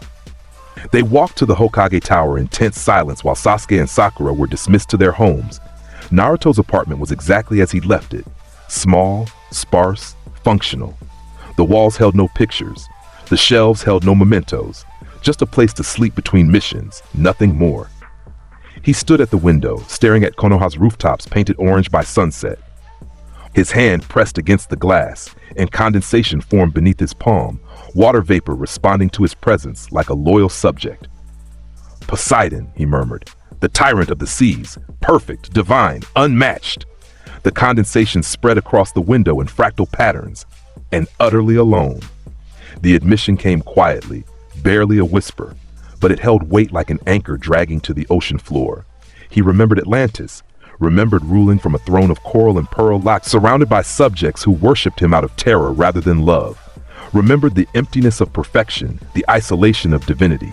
And then he remembered Kojiro Sasaki's smile, that human swordsman who'd faced certain death and found joy in the challenge. These insects, Naruto said to his reflection, my teammates, they fear me, worship me, but they will never understand me. His fist clenched against the glass. Perhaps that is the price of godhood. To stand above all things and touch nothing. A knock at the door interrupted his brooding. Go away, Naruto called. It's Kakashi, we need to talk. No, we don't. I'm coming in anyway. The door opened. Kakashi had lockpicking skills from his Anbu days. The Jonin stepped inside, orange book tucked away, visible eyes serious. You can't talk to the Hokage like that, Kakashi said without preamble. I can do whatever I wish. Naruto didn't turn from the window. I am a god. Yes, I've heard the speech. Kakashi sat on the windowsill, forcing himself into Naruto's field of view. But you're also 12 years old, a genin, and whether you like it or not, part of this village. By circumstance, not choice. True, Kakashi acknowledged it. But Naruto, listen. I've fought missing nin, battled in wars, watched friends die, and I've learned something about power. That it's worthless compared to mine? Naruto's response carried no heat, just fact. That it's lonely, Kakashi corrected. The stronger you become, the fewer people can stand beside you. Eventually, you're so far ahead that everyone looks like an insect, and then you die alone, unmourned, because you never let anyone close enough to care. Naruto was quiet for a long moment. The swordsman cared, he finally said. Kojiro Sasaki, a human who fought me in single combat. He died smiling, Kakashi. Found perfection in the challenge rather than the outcome. Because he had nothing to lose, Kakashi said softly. No teammates, no village, no bonds, just his blade and his pride. Is that what you want? To die alone with a smile, having touched nothing and no one? Naruto paused. For the first time since awakening as Poseidon, uncertainty flickered across his face. I don't know. Kakashi stood. Team meeting tomorrow. Memorial Stone. 0900. We're going to do some actual teamwork exercises. Teamwork is for insects. Yes, I know. Kakashi interrupted. Humor this insect anyway. Show up. Participate. See what happens when you actually try to connect with your teammates instead of just owning them. The Jonin left before Naruto could refuse. Alone again, Naruto stared at the village lights coming on one by one as darkness fell. Somewhere out there, Sasuke was training. Sakura was reading. Kakashi was probably visiting the memorials. They had routines, connections, purposes beyond raw power. How unsightly, Naruto whispered, but he didn't sound convinced. The memorial stone stood silent in morning light. Naruto arrived exactly on time, arms crossed, eyes closed. Sasuke was already there, practicing katas. Sakura showed up moments later, looking nervous. Kakashi appeared in a swirl of leaves. Good, everyone's here. Today we're working on combination techniques. Unnecessary, Naruto said immediately. I work alone. Humor me. Kakashi pulled out 3 bells, different ones specially made for this exercise. New test. These bells are weighted with seals that require 3 different chakra signatures to release. You have to work together. Naruto's eyes opened fractionally. You're testing my willingness to cooperate. I'm teaching teamwork, Kakashi corrected. Major difference. For a long moment, Naruto stared at the bells, then at his teammates. Sasuke met his gaze, sharing and active, proud and frustrated and determined. Sakura looked hopeful, almost pleading. Fine, Naruto said. One exercise. Then we returned to proper training. What followed was the strangest hour of Team 7's existence. Sasuke would create openings with fire style. Sakura would use her strength to manipulate positioning, and Naruto tried not to instantly overwhelm everything. Stop attacking with your full speed, Kakashi called. You need to match their pace. That's inefficient, Naruto countered, appearing behind Kakashi with his trident before the Jonin could blink. It's teamwork, Kakashi corrected, substituting away. You're not trying to win, you're trying to work together. Naruto growled, actually growled in frustration. But he slowed down. Let Sasuke's fire style actually reach its target before he redirected it with water manipulation. Allowed Sakura to get into position before creating openings. It felt wrong, uncomfortable, like intentionally dulling a blade. But then something strange happened. Sasuke's great fireball, redirected by Naruto's water, became a steam explosion that Sakura used as cover to get close to Kakashi. The Jonin dodged right into Naruto's waiting trident, which herded him towards Sasuke's wire trap. They got 1 bell. It was clumsy, inefficient, took 3 times longer than if Naruto had just taken it by force, but they got it together. Adequate, Naruto said, examining the bell. Sasuke actually smiled, small but genuine. We're getting better at reading each other. You're getting better at predicting my movements, Naruto corrected. But there was no venom in it, just observation. Sakura held the bell like it was precious. We did it. We actually worked as a team. Kakashi watched them with his visible eye crinkled in what might have been pride. That's what I wanted to see. Naruto, you're impossibly strong alone. But with your team supporting you, coordinating with you, you could be unstoppable. I'm already unstoppable, Naruto said flatly. Then imagine what you could be with them, Kakashi countered. Naruto looked at Sasuke, at Sakura, at these insects he'd claimed as property, and for the first time he wondered if maybe they could be something more. We continue this training, he said finally. Not because I need it, but because my property should function at peak efficiency. It wasn't friendship, wasn't warmth, but it was a start. The Chunin exams arrived like a summer storm, sudden, loud, and impossible to ignore. Kakashi submitted Team 7's names without asking, citing their successful C-turned-A rank mission as evidence of readiness. Naruto received the news with his usual disinterest. Boring, he said when Kakashi explained the exam structure. It's a chance to advance your rank, Kakashi countered. Rank is meaningless. I am divine. Whether you call me Genin or Jonin changes nothing about reality. But it changes what missions you can take, Sakura pointed out. Better missions mean more interesting challenges. Naruto paused, considered. Adequate reasoning. Very well. I will participate in your exam. The first test was written. Naruto sat in the academy classroom, surrounded by nervous genin from various villages. The proctor, Ibiki Morino, torture and interrogation specialist, explained the rules with sadistic glee. This is a test of information gathering, Ibiki announced. 9 questions on the paper. Get caught cheating 5 times and you're disqualified. The 10th question comes later. Naruto looked at his blank test paper, then closed his eyes. Water vapor in the air, from breath, from sweat, from humidity, responded to his will. He could feel every person in the room through the moisture they exhaled, could sense their stress, their fear, their determination. He could also sense the chunin plants scattered throughout. The correct answers literally floating in the air as microscopic water droplets touching their papers. Without opening his eyes, Naruto guided those droplets. They condensed on his pencil tip, creating words through pure water manipulation. The answers wrote themselves, perfectly accurate, impossible to detect as cheating because he never looked at another paper. He finished in 5 minutes and went back to meditating. Around him, Jonin scrambled. Some cheated cleverly, others got caught. Sasuke used his Sharingan to copy from a chunin plant. Sakura answered from her own knowledge. She'd always been the smartest in their class. The 10th question came. Those who don't want to risk it can leave now, Ibiki announced. But if you fail the 10th question, you'll never be allowed to take the chunin exams again. Hands shot up across the room. Teams left in groups. Naruto didn't move. Sasuke glanced at him, then raised his hand. Not to leave, but to speak. I'm not leaving, the Uchiha declared. I'll take your question even if it means I'm stuck as Genin forever. Ibiki grinned. Good answer. And you, blonde boy in the corner? You haven't moved or opened your eyes since the test started. Your question is irrelevant, Naruto said calmly. Whether you allow me to advance or not changes nothing. I will do as I please regardless of your examination. Murmurs rippled through the room. Confident, Ibiki noted, but confidence without is justified when backed by absolute power. Naruto opened his eyes. You threaten to bar failures from future exams. I am informing you that I recognize no authority to bar me from anything. Proceed with your test or don't. I care little either way. Ibiki stared at this 12-year-old who just casually dismissed the entire examination structure. Then he laughed, short and sharp. You pass. Everyone who stayed passes.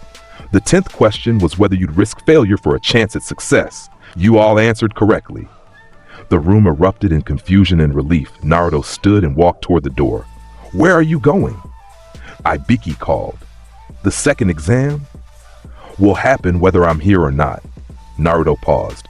Inform me when it begins. I have better uses for my time than sitting in a room full of nervous insects.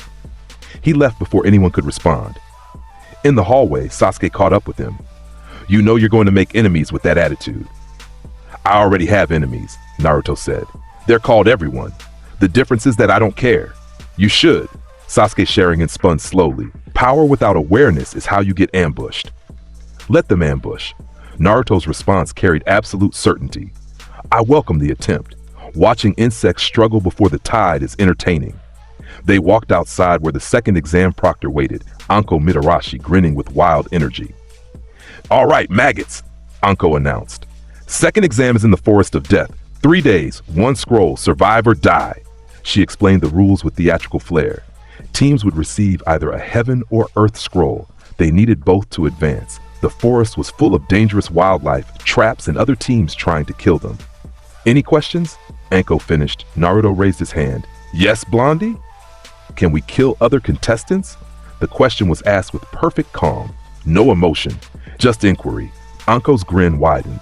You can try, though officially we discourage. Understood. No restrictions. Naruto turned to his team. We will acquire both scrolls within 1 hour and spend the remaining time training. 1 hour? Sakura's eyes went wide. Naruto, the exam is 3 days for a reason. Teams hide, set traps, it's supposed to. Be boring, Naruto interrupted. We will not hide, we will not skulk. We will take what we need and ignore the rest. He walked toward the forest entrance without checking if they followed. Sasuke and Sakura exchanged glances, then hurried after him. The Forest of Death lived up to its name.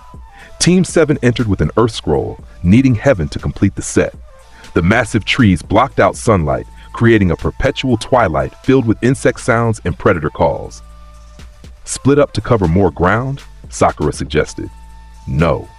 Naruto stood perfectly still, eyes closed. The forest is filled with moisture, morning dew, plant transpiration, humidity. I can sense every living thing within a mile through the water in their bodies. His eyes opened fractionally. There, he pointed northeast. 3 signatures. One is significantly smaller than human average, likely holding a scroll. They're moving toward an ambush position. How can you possibly? Sakura started. Because I am a god, Naruto said simply, and water is my domain. Move. He vanished. Sasuke cursed and activated his Sharingan, trying to track the movement. Nothing. Just disturbed leaves and a trail of moisture in the air where Naruto had passed. They found him 30 seconds later, standing in a small clearing. 3 rain genin lay unconscious around him, bound with water that had solidified into crystalline ropes. Their heaven scroll sat in Naruto's hand. 1 hour was an overestimation, Naruto said. We have both scrolls. The second exam is complete. But we're supposed to. Sakura gestured at the forest. Survive for 3 days, yes, we will, at the tower, where it's less boring. Naruto started walking. Crack. A massive snake exploded from the undergrowth. 30 feet of muscle and scales and killing intent. Its maw opened wide enough to swallow a person whole. Naruto looked at it. How unsightly. His trident materialized. 1 thrust, so fast it appeared as green light. Boom! The snake exploded. Not cut, not pierced. Exploded. Water pressure from the thrust had traveled through its body and detonated from within, reducing the predator to chunks that scattered across the clearing. Lord Orochimaru summoned. A voice hissed from the trees. Orochimaru himself appeared, standing on a branch, yellow eyes gleaming with interest. The Sanin's tongue flicked out, tasting the air. Interesting, the snake Sanin purred. Such power from one so young. Tell me, boy. Silence, worm. The temperature dropped. Orochimaru's eyes widened fractionally. Not from the insult, he'd been called worse, but from the killing intent that radiated from this blonde child. It felt ancient, divine, wrong. I recognize you, Naruto said calmly. Orochimaru, Sanin, S-rank missing nin, student of the 3rd Hokage. Your presence here violates the examination rules. Rules are for. Flash, Naruto moved. Orochimaru had fought the 3rd Hokage, had battled Anbu Black Ops, had survived assassination attempts from multiple nations. None of it prepared him for this. The trident caught him by the throat mid-sentence, pinning him against a tree trunk. Naruto stood 3 feet away, arm extended, weapon held perfectly steady. Did I give you permission to speak? Naruto's voice could freeze blood. Surface dwellers wait for gods to acknowledge them before opening their mouths. Orochimaru tried to liquefy, to escape through body replacement. The trident glowed with blue light. The water in Orochimaru's cells froze solid. Not ice, just instant paralysis, every molecule locked in place by divine will. The Sanin couldn't move, couldn't substitute, could barely think through the crushing pressure. You were going to mark the Uchiha, Naruto observed, noticing the curse seal formula on Orochimaru's tongue. Give him power in exchange for corruption. How pathetic. He leaned closer. Sasuke Uchiha belongs to me. He is my property, and you will not taint what is mine with your filth. Naruto's hand moved to Orochimaru's chest. Slam. The impact shattered the tree trunk. Orochimaru's body liquefied, forced to abandon the physical form entirely. The snake Sanin's essence fled underground, reforming 20 meters away in a new body pulled from a storage seal. He coughed blood. His ribs were powder. That single palm strike had carried enough force to liquefy organs. Impossible, Orochimaru wheezed. You're just a child. I am Poseidon. Naruto's eyes opened fully now, burning with cold blue light. The tyrant of the seas, the perfect god. And you are an insect who dared touch my property. He raised his trident. Divine lightning. The moisture in the air condensed and spun, creating a vortex of water and wind that crackled with energy. The technique wasn't lightning. It was pressurized water moving so fast it generated electrical charges like a whirlpool of destruction that could strip flesh from bone. Orochimaru tried to summon Manda for protection.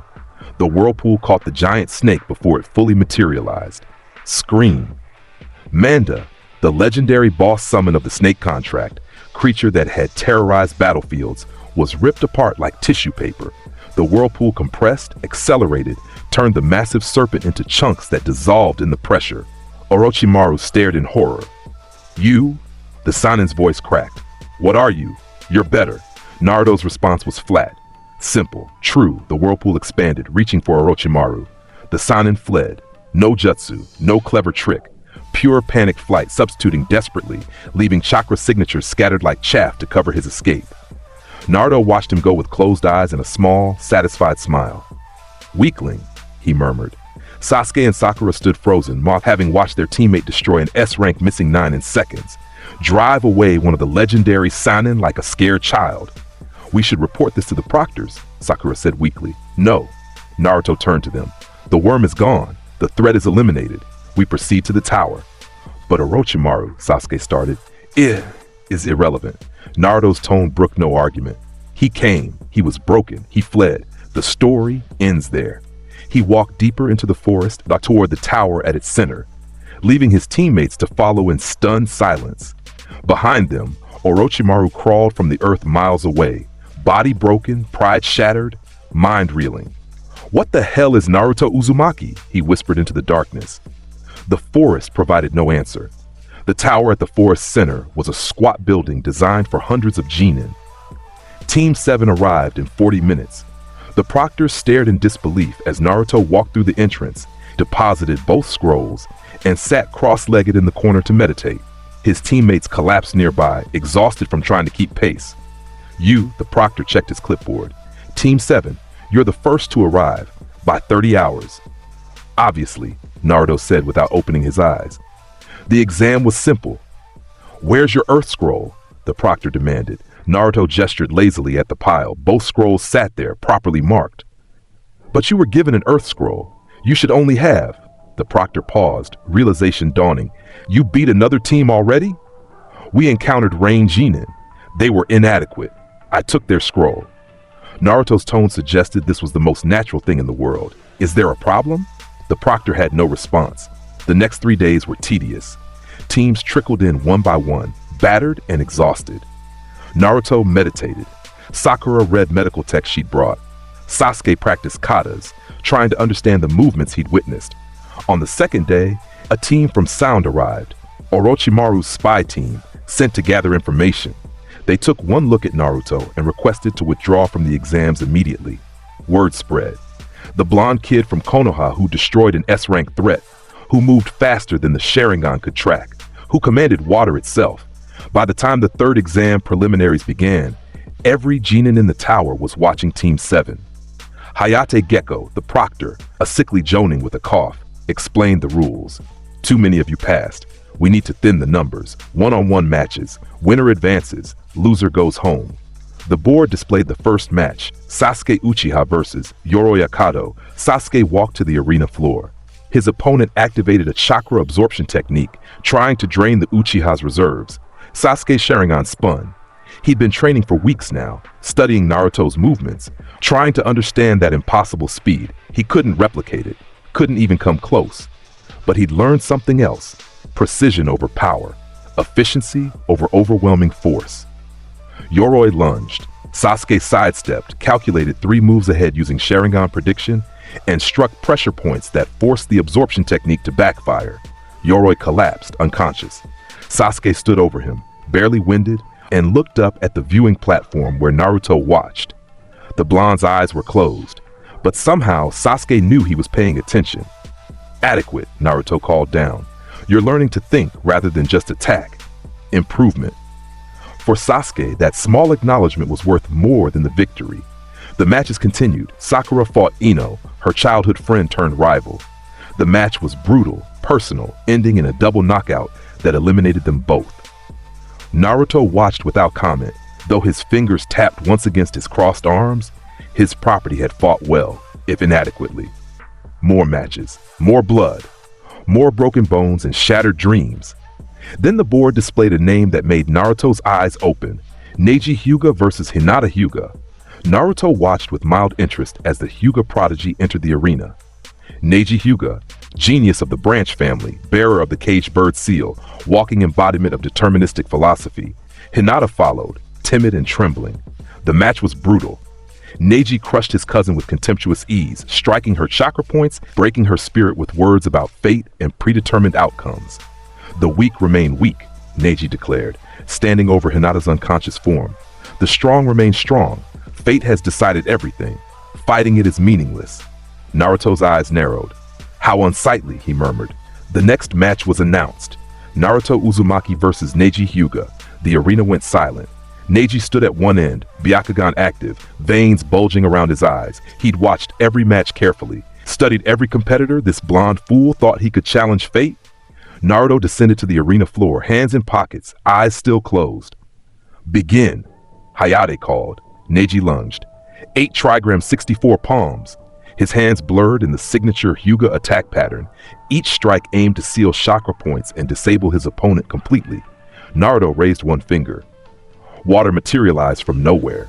Moisture pulled from air, from Neji's own sweat, from the humidity in the tower, and formed a spherical barrier. Neji's hands hit it at full speed. Crack! Every bone in the Hyuga's hand shattered. The water barrier hadn't just blocked the attack. It had been solid as steel, unyielding as bedrock. Neji stumbled back, screaming, hands mangled. You chatter about fate, Naruto said calmly, about predetermined outcomes, about the cage you were born into. He opened his eyes fractionally. You bore me with your whining. Neji coughed blood, Byakugan showing him something impossible. This boy's chakra wasn't flowing normally. It moved like the ocean, vast, deep, ancient. My fate was decided at birth. The cage bird's seal is a technique created by humans, Naruto interrupted. Humans are insects. Their cages are tissue paper to gods. He walked forward. Neji tried to activate rotation, the Hyuga clan's ultimate defense, a spinning barrier of chakra that repelled all attacks. Naruto raised one hand. Shion Tyro Demeter. His trident materialized. The weapon became a blur. Shing, shing, shing, shing. Not hundreds of strikes this time, just 12, but each one perfectly placed, perfectly timed, hitting rotation at its weakest points. The defensive barrier that had stood against Jonin attacks, that represented the pinnacle of Hyuga technique, shattered like dropped glass. Neji flew backward, his rotation pierced in 12 places, body spinning out of control before slamming into the arena wall, hard enough to crack stone. Naruto stood where he'd been, trident resting on his shoulder. You speak of fate like it's absolute, Naruto said. But I remember civilizations that worshipped me as divine. I remember seas that parted at my command. I remember a tournament where gods battled humans, and a swordsman showed me something your philosophy will never grasp. He walked to where Neji lay broken against the wall. Fate is what you make it, Hyuga. The cage exists because you accept it. The seal binds you because you allow it. Your weakness isn't predetermined, it's chosen. Naruto leaned down, voice dropping to a whisper only Neji could hear. There is no fate, only the perfection I represent and the insects who fail to achieve it. He straightened and kicked. Neji's body flew across the arena, tumbling like a ragdoll before sliding to a stop at the center, unconscious, broken, beaten so thoroughly he'd need weeks to recover. Winner, Naruto Uzumaki. Hayate announced weakly. The tower was silent. Every genin, every jonin, every person who'd watched, they all stared at this 12-year-old who just destroyed the Hyuga prodigy without breaking a sweat. Without even opening his eyes fully, Naruto walked back to the platform and resumed meditating. Sasuke stared at him, Sharingan spinning wildly, trying to understand what he just witnessed. That speed, that precision, that casual dominance. The gap isn't closing, Sasuke whispered. If anything, it's growing. But there was no anger in his voice, just determination. Because if Naruto could achieve that level of power, perhaps Sasuke could too, with enough training, enough dedication, enough sacrifice. The matches continued, but nobody was paying attention anymore. They were all thinking about the boy who'd casually dismantled fate itself and called it boring. 1 month passed between the preliminaries and the finals. Naruto spent it in isolation, not training. He had no need for such things, but thinking, processing, trying to understand these insects he'd claimed as property and whether they could ever be more. Sasuke trained obsessively, developing his Chidori with Kakashi's help. The Uchiha pushed himself to the edge of collapse every day, trying to close a gap that kept widening. And one day, Naruto appeared during his training. You're doing it wrong, the blonde said without preamble. Sasuke froze mid-thrust, Chidori crackling in his hand. What? Your lightning technique. It's clumsy, inefficient. Naruto circled him, eyes closed. You charge forward in a straight line, telegraphing your intention. Any competent opponent will counter it. Kakashi Sensei said, the Cyclops taught you a weapon. He didn't teach you how to wield it. Naruto stopped in front of Sasuke. Would you like me to show you? Sasuke's pride warred with practicality. Finally, he deactivated his Chidori. Yes, what followed was the strangest training session of Sasuke's life. Naruto didn't demonstrate techniques. He broke them down to fundamental concepts, explained how the Chidori's linear approach made it predictable, showed how to use feints, how to create openings, how to move so opponents couldn't track the real attack. Your Sharingan is a tool, Naruto said, but you rely on it too heavily. What happens when you face someone faster than it can track? Sasuke had no answer. You lose, or you learn to predict without seeing. Naruto uncrossed his arms. Attack me, full speed. Don't hold back. Sasuke hesitated. I said attack, Uchiha. The tone brooked no argument. Sasuke channeled everything into his Chidori, pushed his speed to the limit, and charged. Naruto moved. No flash of light, no dramatic counter, just a subtle sidestep that made Sasuke's thrust miss by millimeters, a guiding touch that redirected momentum, and suddenly the Uchiha was stumbling past while Naruto stood exactly where he'd been. Again, Naruto commanded. They repeated it 100 times. Each time Sasuke adjusted, tried different angles, different speeds, different approaches. Each time, Naruto countered with minimal movement. By the end, Sasuke was gasping, Sharingan aching from overuse. But he'd learned something, seen patterns he'd never noticed before. Your technique is adequate now, Naruto said. Not perfect, but adequate. Why? Sasuke's question came between heaving breaths. Why help me? You've always said we're beneath you. You are. Naruto's response was immediate. But you are mine, and I refuse to let my property remain worthless. It wasn't friendship, wasn't kindness, but it was something. Sasuke bowed, not in servitude but in genuine gratitude. Thank you. Naruto turned to leave, paused. Your brother, Itachi, you obsess over him. Sasuke's hands clenched. He murdered my entire clan. I will. Become stronger chasing his shadow than standing in his light, Naruto interrupted. Your hatred is a tool, Uchiha. Use it, but don't let it use you. He vanished before Sasuke could respond. Alone in the training ground, Sasuke stared at where Naruto had been and smiled. The gap was still vast, still probably insurmountable, but for the first time he felt like he was actually moving forward rather than just running in place. The Chunin exam finals arrived with fanfare and politics. Foreign dignitaries, wealthy merchants, Shinobi from across the continent, all gathered to watch the next generation fight. Naruto stood in the competitor area, arms crossed, eyes closed, ignoring the crowd's energy. The first match was announced. Naruto Uzumaki versus Neji Hyuga. Rematch. The Hyuga had requested it specifically, demanded another chance to prove himself, to show that the preliminaries were a fluke. Naruto descended to the arena floor. Neji stood opposite, hands bandaged but healed, Byakugan blazing with determination. I've trained for a month, mastered new techniques. This time, you'll still lose, Naruto said flatly. The outcome was decided the moment you challenged me. There is no fate, Neji shouted, throwing Naruto's own words back at him. You said strength is chosen, not predetermined, so I chose to become strong enough to defeat you. Naruto's eyes opened fractionally. Did you? There was almost interest in his tone. Then show me, Hyuga. Show me this strength you've chosen. Neji activated his ultimate technique. 8 trigrams, 128 palms. His hands blurred beyond human capacity, striking not at chakra points but at Naruto himself, each blow carrying enough force to shatter stone. The technique that represented a month of brutal training, pushing past his limits, refusing to accept weakness. Naruto raised one finger. The air between them solidified. Water vapor compressed into barriers so dense light refracted through them. Neji's strikes hit the barriers and stopped. Better, Naruto acknowledged. Your speed has doubled. Your precision improved. You've grown, Hyuga. Neji's eyes widened. Was that approval? But growth means nothing when the gap is infinite. Naruto flicked his wrist. The barriers exploded outward, turning from defense to offense. Water compressed into projectiles that moved faster than Neji's Byakugan could track. The Hyuga tried to dodge, to activate rotation again. Naruto whistled. The water curved mid-flight, following Neji's movements like heat-seeking missiles. They struck from every angle simultaneously, bypassing rotation's spin pattern, hitting the microscopic gaps in the defense. Neji collapsed, chakra points sealed by his own technique rebounding, body paralyzed by precision strikes. You chose strength. Naruto said, standing over him. That choice deserves acknowledgement. You've earned the right to stand slightly higher among insects. He walked away without checking if Neji could respond. The medics rushed in to treat the Hyuga, while the crowd erupted in mixed reactions. Some cheered the dominant performance. Others murmured about the blonde's arrogance. Naruto heard none of it, cared for none of it. He returned to the competitor area where Sasuke waited. "You're next," Naruto said, "against Gaara of the Sand. Be careful." Sasuke's eyes widened.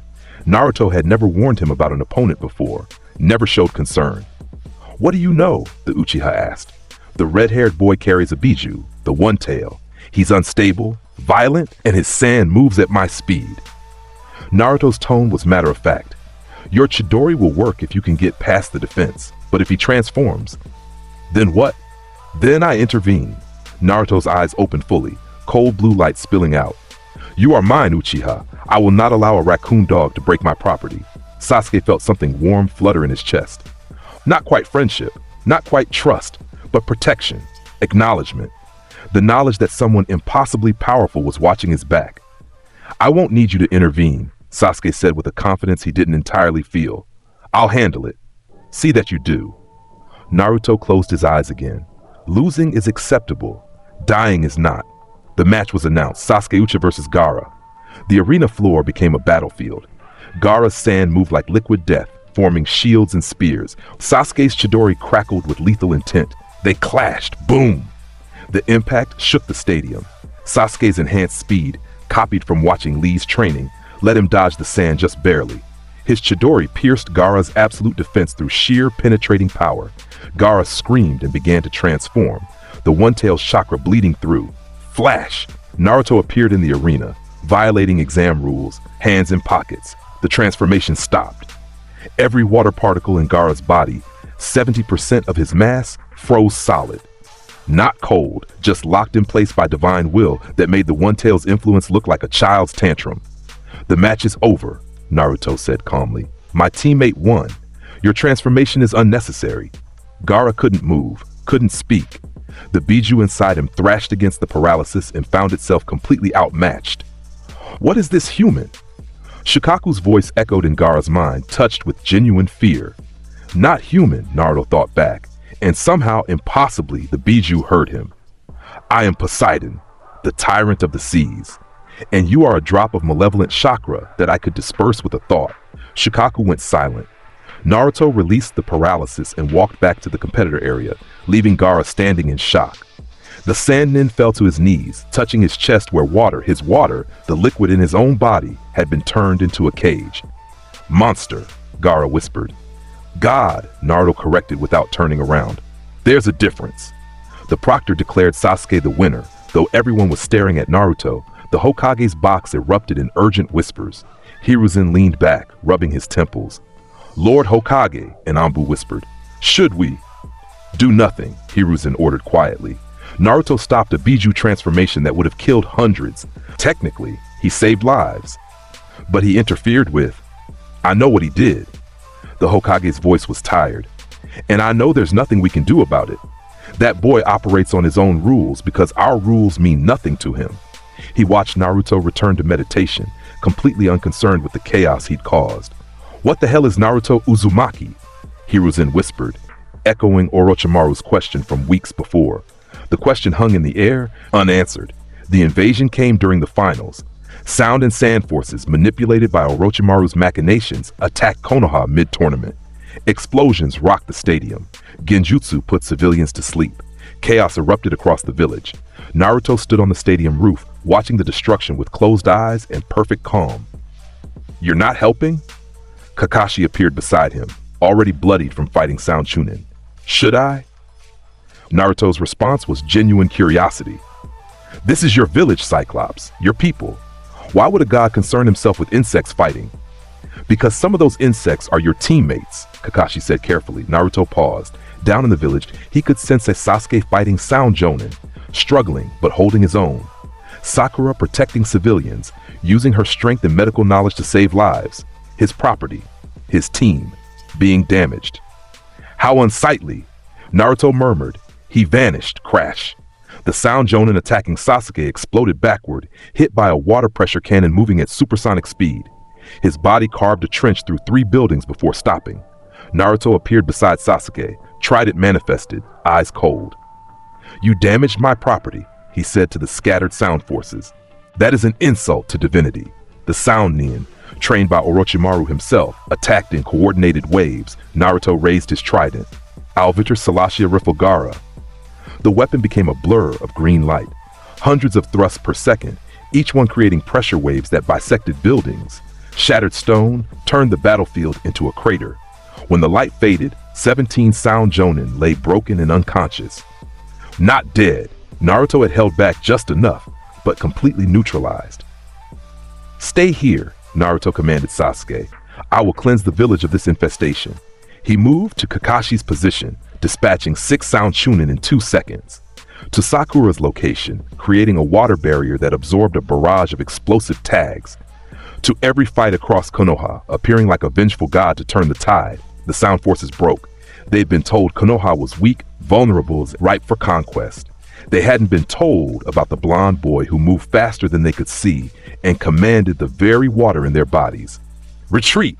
The order came from sound commanders. "Fall back! Fall back!" But Naruto wasn't done. He appeared at the village gates where the main invasion force was regrouping. Hundreds of sound and sand shinobi preparing to flee back to their countries.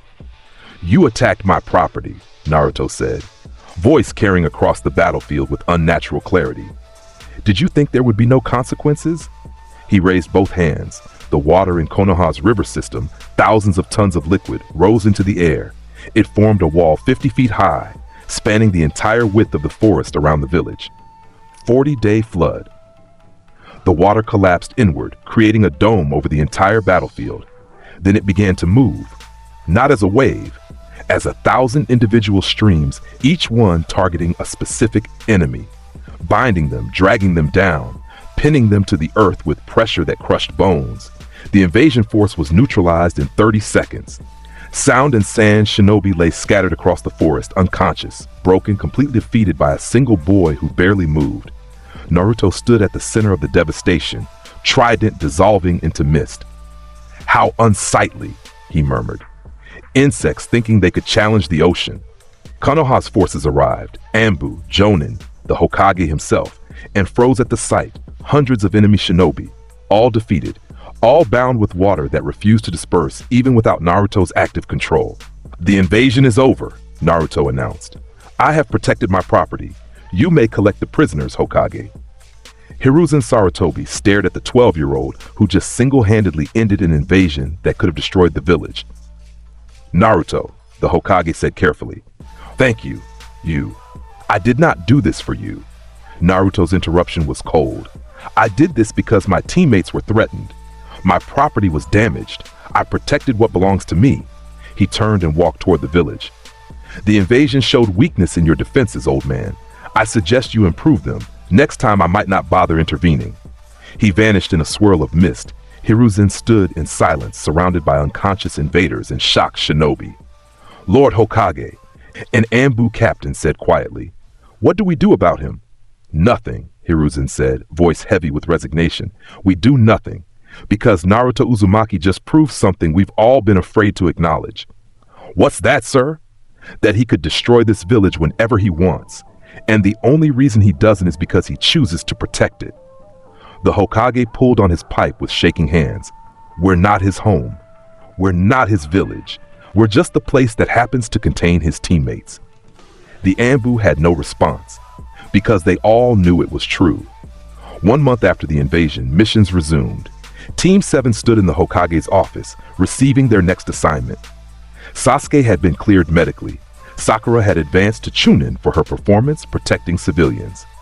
Naruto remained Genin because he'd never bothered to complete the finals properly. "We have an A-rank mission," Hiruzen announced, escorting a diplomat to... "Declined," Naruto said.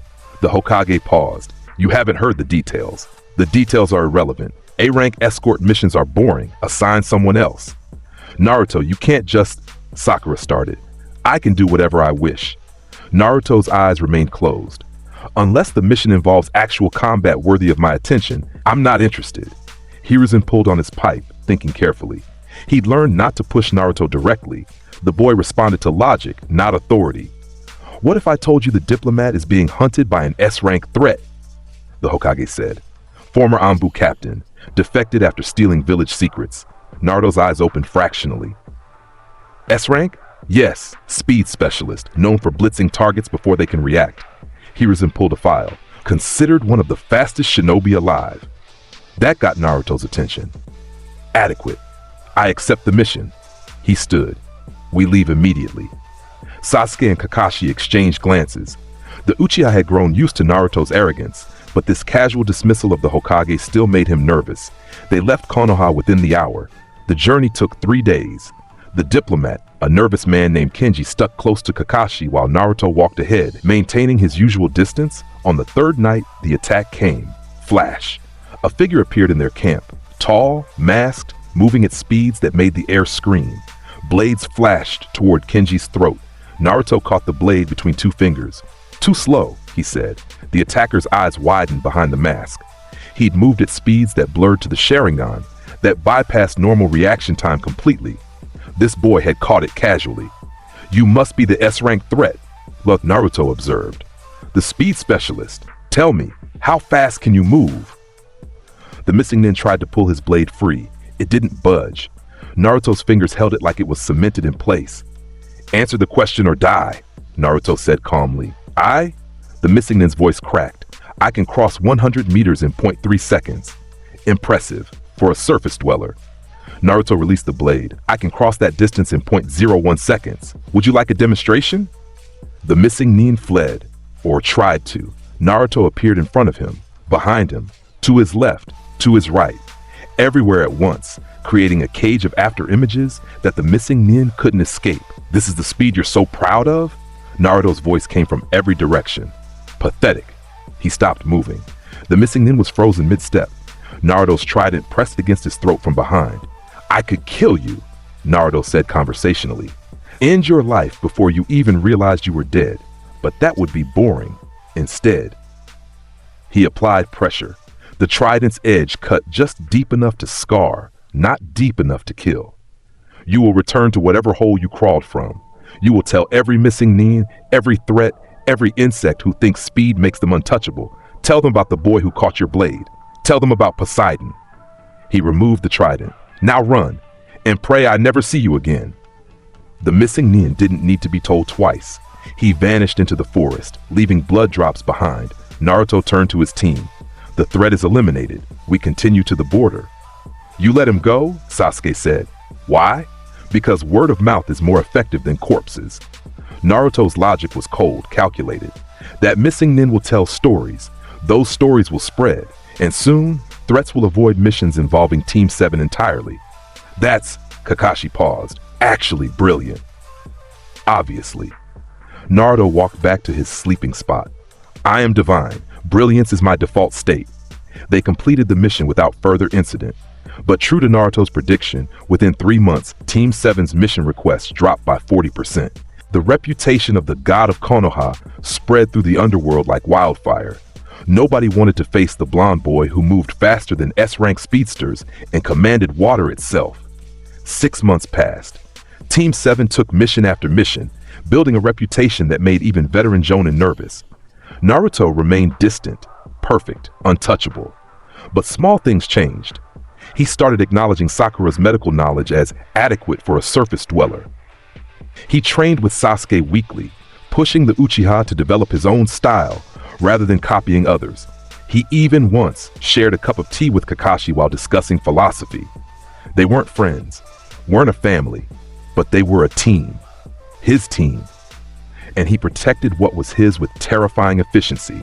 Then came the mission that would change everything. Sasuke has left the village, Kakashi announced, arriving at Naruto's apartment in the middle of the night. Orochimaru's agents infiltrated and convinced him to defect. Naruto's eyes opened. My property left without permission? He's going to Orochimaru for power, to get strong enough to... Crashed. Naruto's apartment window exploded outward as he launched himself into the night. No hesitation, no planning, just immediate, violent reaction. His property had been stolen. That was an insult to divinity. Kakashi formed a retrieval team. Shikamaru, Choji, Kiba, Neji, they mobilized within minutes, tracking Sasuke's scent. But Naruto was faster. He moved through the forest like a missile, sensing water in every living thing, tracking Sasuke's unique chakra signature through the moisture in his blood. The Sound Four, Orochimaru's elite bodyguards, had Sasuke in a sealed barrel, carrying him toward the border. Naruto appeared in front of them. Stop. The single word carried so much killing intent that trees withered. The Sound Four froze, instinct screaming danger. You've stolen my property, Naruto said, trident manifesting. Return it, now. Lord Orochimaru's orders, one of them started. I don't care about the worm's orders. Naruto's eyes opened fully, burning blue. I care about my teammate, my property, mine. The Sound Four attacked in coordinated formation. They were elite, trained by a Sannin, each one capable of fighting Jonin alone. Naruto raised one finger. Chioni Tyro Demeter. The trident became a sphere of light. Hundreds of thrusts per second, raining down from every angle, creating a killing field that shredded earth and stone. When the light faded, the Sound Four lay broken and bleeding. Not dead, barely, but utterly defeated. Naruto walked to the barrel and opened it. Sasuke lay inside, unconscious, curse marks spreading across his skin. How unsightly. Naruto touched the mark. Water flowed from his fingers into Sasuke's body, flushing out Orochimaru's corrupting chakra, forcing the curse seal to recede. The Uchiha's body convulsed, rejecting the foreign influence. Fighting back with Naruto's power as support, the curse seal stabilized, stopped spreading, went dormant. Naruto picked Sasuke up like a sack of grain and started walking back toward Konoha. You are weak, Sasuke, he said to the unconscious Uchiha, but you are my weakling, and I will not allow the worm to corrupt what belongs to me. The retrieval team found them an hour later. Shikamaru stared at the unconscious Sound Four, at Naruto carrying Sasuke, at the trail of destruction that marked the battlefield. You, the Chunin strategic mind, struggled to process. You beat all four of them? Alone? Obviously. Naruto didn't slow his pace. They touched my property. The consequences were predictable. Is Sasuke okay? Neji asked. Byakugan active. Damaged but repairable. Naruto's response was clinical. The curse seal has been suppressed. He will recover. They returned to Konoha in silence, watching the blonde carry his teammate with surprising gentleness despite the harsh words. At the village gates, Hiruzen waited with medical teams. Naruto, the Hokage said carefully. You brought him back. Of course. Naruto transferred Sasuke to the medics. He is mine. Did you think I would allow theft to go unpunished? The Sound Four are alive, broken but alive. Use them as bargaining chips or prisoners. I care little. Naruto turned away. My property is secure. That is all that matters. He walked toward his apartment, leaving the Hokage and retrieval team staring after him. He really does see them as property, Shikamaru said quietly. Yes, Hiruzen agreed. But he protects that property with a ferocity that most people reserve for loved ones. Perhaps, in his own way, that's as close to friendship as a god can achieve. Naruto heard the comment. His senses were impossibly sharp and almost smiled. Perhaps, Valley of the End. 2 weeks later, Sasuke tried to leave again. This time he was conscious. This time he'd made the choice deliberately, activated his curse mark, prepared to fight anyone who tried to stop him. I need power, Sasuke said when Naruto appeared at the valley's edge. Power to kill Itachi. Power to restore my clan, and Orochimaru can give me that. Can he? Naruto stood on the water's surface, arms crossed. Or does he simply tell you what you want to hear while slowly consuming you? You don't understand. Sasuke's curse mark spread, wing-like protrusions forming. I'm not like you. I'm not a god. I'm just human, weak, inadequate. Yes, Naruto agreed simply. You are all of those things. Sasuke flinched. But you are also mine, Naruto continued. My teammate, my property, and I have invested time and effort into making you less inadequate. Do you think I'll simply let you throw that away for the worm's empty promises? Then stop me! Sasuke channeled Chidori, the lightning crackling with curse mark amplification. Prove you're strong enough to keep me here. Naruto sighed. How unsightly. You taint yourself with foreign power to challenge divinity? The river beneath Naruto's feet went absolutely still, like glass, like the ocean holding its breath. Very well. If you need a reminder of your place, I will provide one. Sasuke charged, Chidori screaming. Naruto whistled. The entire river rose, not a wave, not a technique. The whole thing, thousands of tons of water, lifted into the air and formed a dome around the valley. The statues of Madara and Hashirama were enclosed in a sphere of liquid that blocked out sunlight. Inside the dome, Naruto's eyes opened. 40-day flood. He moved. Sasuke Sharingan spun desperately, trying to track, predict, understand. He saw thousands of tridents closing in from every direction simultaneously. A sphere of attacks with no escape, no defense, no counter. The Uchiha tried to activate his curse mark's full power. Naruto's hand pressed against his throat. The movement had been so fast, so precise, that Sasuke never saw it coming. One moment he was attacking. The next he was frozen, Chidori dispersed by wind pressure alone, curse mark receding from the killing intent radiating from Naruto's palm. "You are weak, Sasuke," Naruto said quietly, "but you are my weakling." His grip tightened fractionally. "I have watched you train, watched you grow, seen glimpses of potential beneath the inadequacy, and you would throw that away for a snake's hollow promises?" "I need power," Sasuke choked out. "You need purpose," Naruto corrected. "Power without direction is just destruction. The worm offers strength, yes, but it comes with chains that make your brother's manipulation look like freedom." He released Sasuke's throat. The Uchiha collapsed to his knees on the water's surface, solid beneath him because Naruto willed it so. "Listen carefully, Uchiha." Naruto crouched down, bringing himself eye level. "I remember a tournament, gods versus humans. We divine beings thought victory was assured, that insects could never match perfection." His hand touched Sasuke's curse mark. "Then a swordsman named Kojiro Sasaki proved us wrong. He didn't win, but he smiled, because he'd pushed himself to his absolute limit and touched something divine in the process." The curse mark began to recede, forced back by Naruto's will flowing through the contact. "You chase your brother's shadow, seek power to match his strength, but you'll never surpass Itachi by becoming him. You surpass him by becoming yourself at your absolute peak." Sasuke's eyes widened. "How?" "Stay in Konoha. Train with me. With the Cyclops. With your team." Naruto stood. "I will forge you into something that makes your brother look ordinary, or you can run to the worm and become another of his failed experiments." He extended his hand. "Choose." Sasuke stared at that hand. Offered not as an equal, not as a friend, but as a god to a subject. Condescending, arrogant, everything Naruto had always been, but also honest, direct, oddly caring in its own twisted way. The Uchiha took the hand. "I'll stay," he said quietly, "but I need to know why. Why do you care if I leave or stay?" Naruto pulled him to his feet. "Because you are mine, Sasuke Uchiha. My teammate, my property, my responsibility." His eyes remained cold, but something flickered in their depths. "And gods do not abandon what belongs to them, ever." The water dome collapsed, returning to the river in a controlled descent. Naruto turned and walked toward Konoha, not checking if Sasuke followed. He didn't need to. His property would follow, because that's what property did. Sasuke stood in the Valley of the End, staring at Naruto's back. The curse mark had stopped spreading. His Chidori had been dispersed like a candle in a hurricane. Everything he thought would give him power had been proven worthless in seconds. But Naruto's words echoed, "Become yourself at your absolute peak." The Uchiha smiled, small but genuine, and followed. Behind them, the statues of Madara and Hashirama seemed to watch. Two legendary rivals who'd fought and nearly killed each other. But these two were different. Not rivals, not friends, god and subject, master and property. And somehow, that was enough.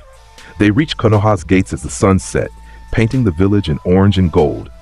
Every shinobi in sight stopped and stared. Naruto walked through the entrance, clothes perfect, not a scratch on him. Behind him, Sasuke limped, curse mark visible but dormant, looking battered but alive. The gate guards moved to intercept, standard protocol for retrieved defectors. Naruto raised one finger. Water materialized from nowhere, creating a thin barrier between the guards and Sasuke. "Stand down," Naruto said calmly. "The Uchiha is mine. He attempted to leave. I retrieved him. The matter is settled. But protocol requires," one guard started. "I don't care about your protocol." Naruto's eyes opened fractionally. "He is my teammate, my property, and I have reclaimed what belongs to me. If you have complaints, direct them to the Hokage." He walked past without slowing. The guards didn't stop him, couldn't stop him. They just watched as the blonde boy who'd single-handedly ended an invasion walked through the village like he owned it, dragging the last Uchiha behind him like a wayward pet. At the hospital entrance, Naruto finally stopped. "Your retrieval mission is complete, Hokage," he said to the empty air. Hiruzen Sarutobi stepped from the shadows, having tracked them from the gates. The third Hokage looked tired, aged, worn down by responsibilities and impossible decisions. "Naruto," he said carefully, "thank you for bringing him back, but there will have to be consequences for—" "No," the single word cut like a blade. "There will be no consequences. Sasuke was manipulated by the worm's agents. He attempted to leave. I stopped him. He has chosen to remain. The story ends there. The council will demand. The council can demand nothing." Naruto finally turned, meeting the Hokage's eyes directly for the first time since the bell test. "I am not your weapon, old man. I am not your shinobi. I am a god who tolerates this village because it houses my teammates." He took one step forward. "If you push this issue, if you punish Sasuke for being weak and manipulated, I will leave. And when I do, I will take my team with me, and Konoha will lose the only thing standing between it and the next invasion." Hiruzen had faced down Orochimaru, had fought in 3 wars, had made decisions that cost hundreds of lives to save thousands, but facing Naruto Uzumaki's cold blue eyes, he felt old, tired, powerless. "Very well," the Hokage said quietly. "No formal punishment, but Sasuke will be monitored for his own safety." "Acceptable." Naruto dropped Sasuke at the hospital entrance. Not roughly, but not gently either. "Fix him, medical insects. He belongs to me and I prefer my property functional." He walked into the night, leaving Hokage and hospital staff scrambling. Inside the hospital, Sasuke lay on a bed while medics examined his curse mark, his injuries, his condition. "You're lucky," one medic said. "That curse mark could have consumed you completely. Whatever stopped its spread saved your life." Sasuke thought about Naruto's hand on his throat, about cold blue eyes offering a choice, about a god caring enough about his property to drag him back from the edge. "Not luck," the Uchiha said quietly. "Something else." "What?" Sasuke smiled. "A tyrant's mercy." The medic had no idea what that meant, but Sasuke did. In his apartment, Naruto stood at the window, staring at the village he protected despite claiming not to care. His reflection showed nothing, no emotion, no warmth, just cold perfection staring back. "Poseidon," he whispered, "the tyrant of the seas, perfect, divine, alone." He pressed his palm against the glass, but perhaps not entirely alone anymore. The condensation spread beneath his touch, forming patterns, a trident, 3 faces, Sasuke, Sakura, Kakashi. His team, his property, his something. The word friends still felt wrong, inadequate, too human for divinity to claim, but property no longer felt entirely accurate either. "What are you? Naruto Uzumaki?" he asked his reflection. The glass provided no answer. Outside, the village settled into evening routines. Lights came on. Families gathered. Life continued in the shadow of a boy who could end it all with a gesture and chose not to. Naruto closed his eyes and meditated, feeling the water in every pipe, every well, every person within a mile. He was Poseidon, the tyrant of the seas. And for the first time since awakening to those memories that felt like both truth and prison, below, in the hospital, Sasuke recovered. In her apartment, Sakura studied medical texts, thinking about her impossibly powerful teammate. At the memorial stone, Kakashi stared at names and wondered what the hell he was supposed to do with a student who was simultaneously his greatest success and his most terrifying responsibility. Team 7. A god, an avenger, a healer, and a legend. They weren't friends, weren't family, but they were together. And in a world of shinobi and shadows, perhaps that was enough. Naruto's eyes opened one final time, staring at the moon's reflection in a puddle outside his window. "Adequate," he murmured, and for Poseidon, the tyrant of the seas, that was the closest thing to happiness he'd felt in millennia. The village slept, the god watched, and tomorrow they would continue, team and tyrant, property and protector, insects and the ocean that claimed them. It wasn't perfect, but it was theirs, and Naruto Uzumaki would drown anyone who tried to change that. Dawn broke over Konoha with the color of blood. Naruto stood on the village walls, eyes closed, feeling the world through water, every droplet of morning dew, every breath of moisture in the air, Every living thing within 10 miles, their bodies 70% liquid, responding to his divine sense like subjects bowing before a king. And something was wrong. The moisture content in the air to the east was increasing. Not naturally, too fast, too uniform. Rain chakra. Thousands of signatures moving in coordinated formation, their bodies leaking moisture through exertion as they approached. An army. How unsightly, Naruto murmured. They send an army to steal what doesn't belong to them. Kakashi appeared beside him in a swirl of leaves, orange book forgotten for once. Naruto, Anbu reports massive chakra signatures approaching from the east. I know. Naruto's eyes opened fractionally, cold blue scanning the horizon. Akatsuki, all of them. Plus approximately 2,000 rain shinobi as fodder. Kakashi's visible eye widened. All of them? That's impossible. Akatsuki operates in pairs, never mobilizes. They're desperate. Naruto's tone carried something like amusement. The worm's organization crumbled after I destroyed his invasion. Their leader sees one final chance to complete their collection before I eliminate them entirely. Collection. Kakashi tensed. The tailed beasts. They're after the 9 tails. They're after you. Obviously, Naruto uncrossed his arms, trident materializing in a swirl of seafoam and ancient coral. Summon the others. My team assembles now. Naruto, this is beyond Team 7. We need to mobilize the entire... No. The single word cut like a blade through silk. The army is irrelevant. Send the insects to handle insects. But their leader, Pain, belongs to me. Kakashi wanted to argue. Wanted to point out that even Naruto couldn't fight an entire organization plus 2,000 shinobi alone. Wanted to use logic and tactics and everything his years as a jonin had taught him. But he looked at those cold blue eyes and remembered the invasion. Remembered hundreds of sound and sand shinobi lying broken while Naruto stood untouched. I'll gather Team 7, Kakashi said quietly. But Naruto, be careful. These aren't missing nin or academy rejects. Akatsuki members are S-rank threats, each one. Good. Naruto's smile was sharp as broken glass. Perhaps they'll last longer than 12 seconds. He stepped off the wall, didn't jump, didn't leap, just walked forward into empty air, and the moisture in the atmosphere solidified beneath his feet, creating invisible steps that descended toward the forest below. Kakashi watched him go and thought, not for the first time, that Konoha's greatest protector was also its most terrifying resident. The forest outside Konoha's walls went silent. Birds stopped singing. Insects ceased their constant noise. Even the wind seemed to hold its breath as two forces approached each other through the trees. From the east, an army. Rain shinobi in formation, weapons ready, led by 6 figures that radiated killing intent like physical pressure. Pain's 6 paths. Corpses animated by chakra rods, each one a different body but controlled by a single consciousness. From the west, one boy. Blonde hair, bright against the dark forest. Trident resting on his shoulder. Eyes closed. Walking with the casual confidence of someone who knew the outcome before the battle began.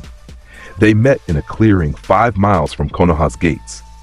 The Deva Path, Pain's primary body, orange hair and Rinnegan eyes, stepped forward from the 6 paths formation. Behind him, 2,000 rain shinobi spread through the forest in tactical positions. Naruto Uzumaki. Pain's voice was flat, emotionless, the tone of someone who'd surrendered humanity for power. 9 tails jinchūriki. You will come with us. Resistance will result in your death and the extraction of the beast from your corpse. Naruto didn't open his eyes. You're the leader, Pain, the god of the hidden rain. I am God, Pain confirmed. I have known pain, endured suffering, and transcended humanity. Through that transcendence, I will bring peace to... You're a fraud. The forest went absolutely silent. Pain's Rinnegan narrowed. What did you say? I said you're a fraud. Naruto's tone carried the warmth of Arctic ice. You call yourself God while operating 6 corpses like puppets. You speak of transcendence while hiding behind meat shields.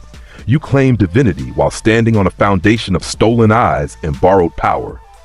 He finally opened his eyes. Cold blue light spilled out, and for just a moment, just one heartbeat, Pain felt something he hadn't experienced in years. Fear. I am Poseidon, Naruto continued, the tyrant of the seas. I have walked as a god since before your pathetic civilization crawled from the primordial soup. I have commanded oceans, drowned continents, and watched empires rise and fall like waves on a shore. His trident spun once, creating a vortex of wind. You are an insect playing dress-up, and I will show you the difference between false gods and true divinity. Pain's response was immediate. Shinra Tensei. Boom! Gravitational repulsion exploded outward from the Deva path, a technique that could level buildings, that had destroyed entire sections of villages. The shockwave carved a crater 40 feet wide, pulverized trees into splinters, created a hemisphere of pure destructive force. Naruto stood exactly where he'd been. The repulsion had hit a wall of water. Moisture pulled from the air and compressed into a barrier so dense that gravity couldn't penetrate it. The shockwave dispersed harmlessly around him like waves breaking against a cliff. Weak, Naruto said. He moved. The animal path tried to summon. Summoning jutsu! But Naruto appeared beside it before the technique completed. Trident thrust with surgical precision. Shing! The chakra receiver in the corpse's skull shattered. The body collapsed. Connection severed. One of Pain's 6 paths eliminated in less than a second. One down, Naruto observed. The Asura path opened compartments in its arms, launching a barrage of missiles. The human path tried to grab Naruto's soul. The Preta path activated its absorption technique. Naruto raised one finger. Chion Tyro Demeter. His trident became a sphere of green light, hundreds of thrusts per second raining down from every direction. Each strike precise enough to thread a needle, fast enough to make the air scream, crack, shatter, boom. The missiles were intercepted mid-flight, detonating harmlessly in the air. The human path's arm was severed at the elbow before it could make contact. The Preta path tried to absorb the water pressure and exploded from internal rupturing. You can't absorb kinetic force. 3 paths down. The remaining 3, Deva, Naraka, and the newly summoned replacement animal path, retreated in coordinated movement. Pain stared at this blonde boy who just destroyed half his bodies in seconds. The Rinnegan, legendary eyes that could see chakra flow and predict movements, had tracked nothing, just green light in the aftermath. You're fast, Pain acknowledged, but even speed has limits. He raised both hands. Chibaku Tensei. A black sphere materialized above the battlefield, rising into the sky. Then gravity reversed, crash. The earth tore itself apart. Trees, rocks, dirt, everything within 100 yards was ripped from the ground and pulled toward the sphere. The technique that could create moons, that represented the pinnacle of Rinnegan power, began forming a massive sphere of compressed matter in the sky. The Rain Shinobi retreated hastily, recognizing the technique that had pacified their village. Naruto looked up at the growing planetary core with closed eyes. Planetary devastation, he said calmly. A technique that creates artificial gravity wells to trap enemies in compressed spheres. Impressive. The pull intensified. His feet left the ground. For an insect. Naruto raised his trident toward the sphere. But you forgot something fundamental about your technique, fraud. To create that sphere, you need a core, and cores have pressure points. He thrust upward once. The trident didn't reach the sphere, still hundreds of feet away, but something else did. Water. Every molecule of H2O within a mile responded to Naruto's command. They condensed, compressed, accelerated into a column of pressure moving at speeds that made the air ignite from friction. The column hit the black sphere's core dead center. For 1 second, nothing happened. Then the sphere began to crack, not from the outside, from within. The water pressure had penetrated the core and was expanding, pushing outward with force that made gravitational compression look weak. Boom.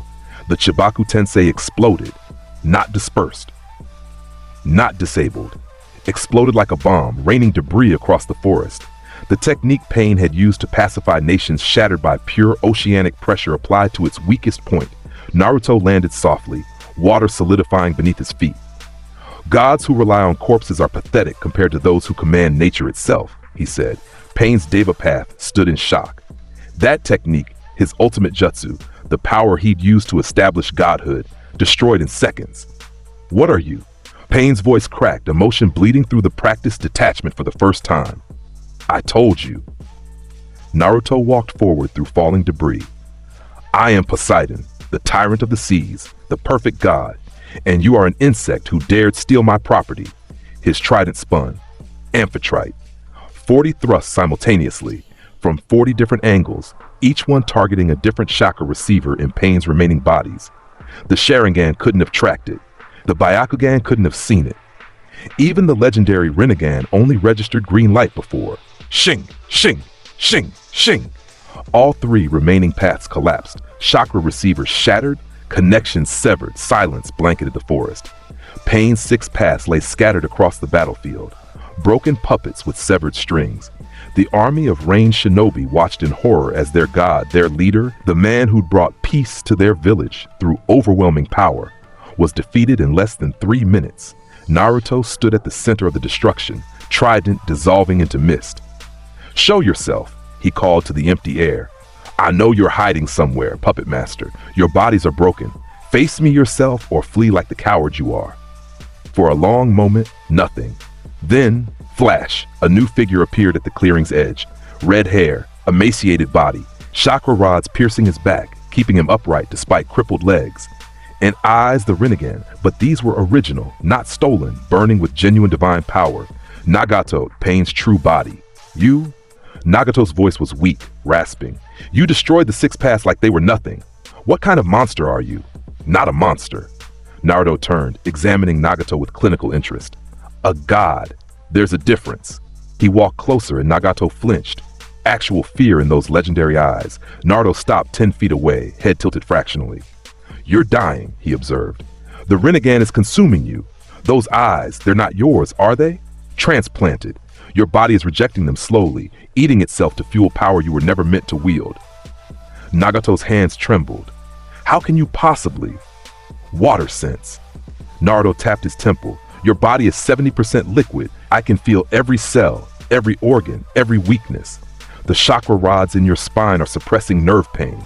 Your legs are atrophied from years of immobility. Your heart is failing." He crouched down, bringing himself eye level with the crippled man. "You call yourself God while your body falls apart. How pathetic." "I endured pain," Nagato said, voice strengthening with conviction. "I watched my parents die, my best friend killed. I experienced suffering and transcended it to bring peace through." "Through fear," Naruto interrupted. "Through making others suffer as you suffered. The cycle of hatred perpetuated by someone who claimed to break it." Nagato's eyes widened. "You know about the cycle of hatred?" "Yes. Humans hurt each other, creating new hatred, perpetuating violence across generations. Your solution was to create a weapon so terrible that fear would enforce peace." Naruto's tone carried something like contempt. "Primitive, short-sighted, worthless. Then what would you do?" Nagato demanded, Rinnegan blazing. "How would a true god end the cycle?" Naruto considered that question, actually considered it, then he extended his hand toward Nagato's chest. "First, I would heal the insect who asked." Flash, water flowed from Naruto's palm into Nagato's body. Not attacking, not drowning, healing. The liquid moved through his circulatory system, flushing toxins, repairing damaged tissue, stimulating cell regeneration at a rate that made medical ninjutsu look primitive. Nagato gasped as feeling returned to his legs for the first time in years, as his heart strengthened, as the pain that had been his constant companion since childhood began to fade. "What are you doing?" Nagato's voice cracked. "Demonstrating mercy." Naruto's hand remained steady. Even insects deserve it when they recognize their place. The healing continued for 30 seconds. When Naruto withdrew his hand, Nagato could actually stand on his own legs, for the first time in over a decade. The red-haired man took one shaking step, then another. Tears streamed down his face. "Why?" Nagato's voice was barely a whisper. "I tried to capture you, to extract the 9 tails. Why would you heal me?" "Because you asked a good question," Naruto said simply. "And good questions deserve answers."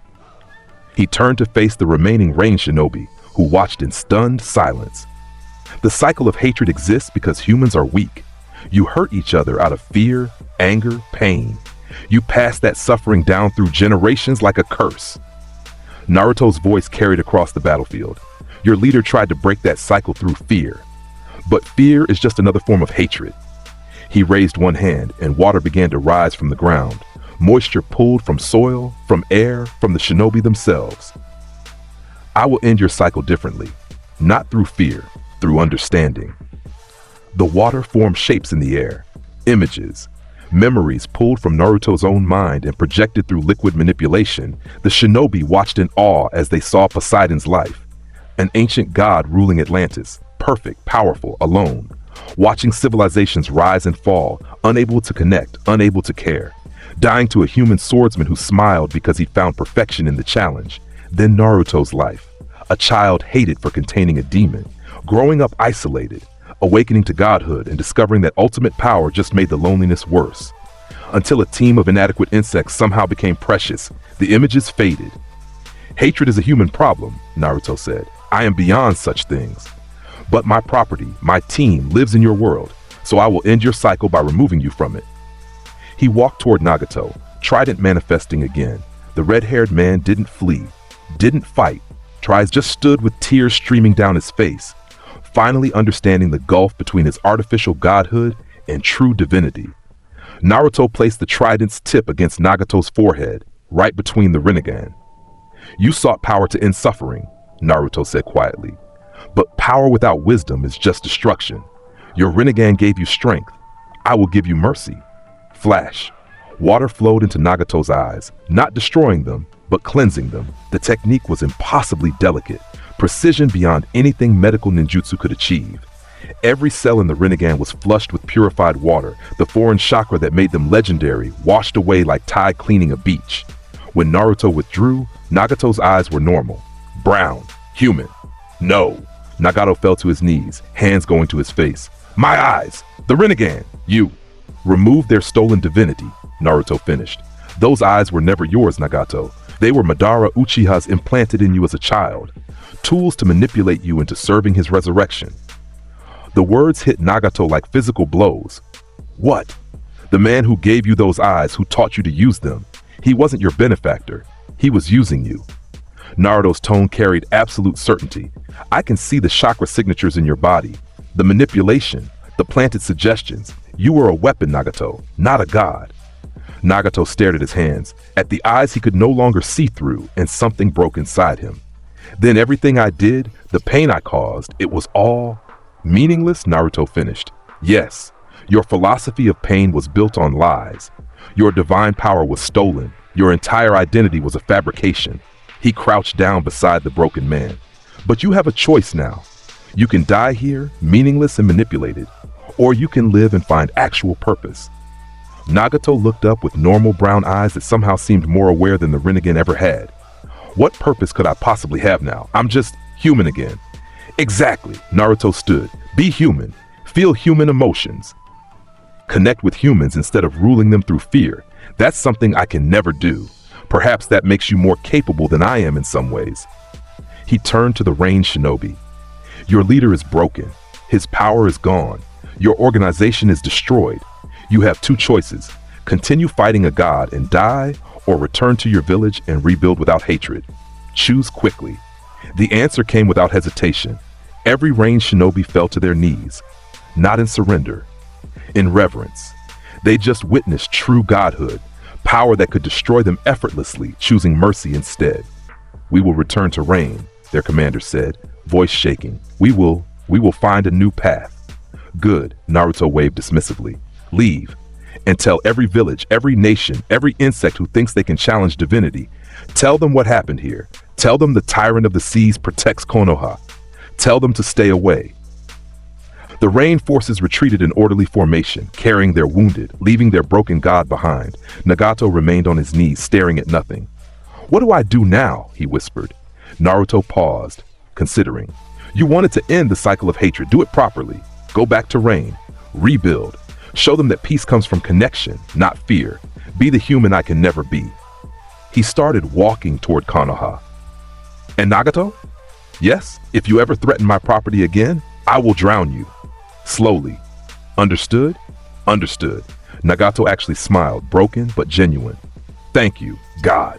I'm not your god. Naruto's response was flat. I'm just a god. There's a difference. He vanished into the forest, leaving Nagato alone with his humanity and his choices. Behind the trees, Team 7 had watched everything. Sasuke's Sharingan spun slowly, having recorded the entire fight. Pain's 6 paths destroyed in minutes. The Chibaku Tensei shattered. Nagato healed and devoured simultaneously. He didn't even try, Sasuke whispered. That was him holding back. Of course it was, Kakashi said quietly. If Naruto had wanted them dead, they would have died in seconds. This was teaching, demonstrating, making a point. Sakura stared at where Naruto had stood. He healed Nagato, actually healed someone who tried to kill him. Because Nagato asked a question Naruto respected, Kakashi said. That's how he operates. Strength earns acknowledgement. Good questions earn answers. Genuine effort earns mercy. They walked out from concealment as Naruto approached. The blondes stopped, eyes closed, sensing them through the water in their bodies. You watched, he stated. You knew we would, Sasuke countered. Obviously, Naruto resumed walking. The army was handled. The rain forces that got through were eliminated by Konoha's defenders, Kakashi reported. Casualties on our side. 17 injured, 2 critical, 0 dead. The barrier team held long enough for reinforcements. Adequate. Naruto's tone suggested this was exactly what he'd expected.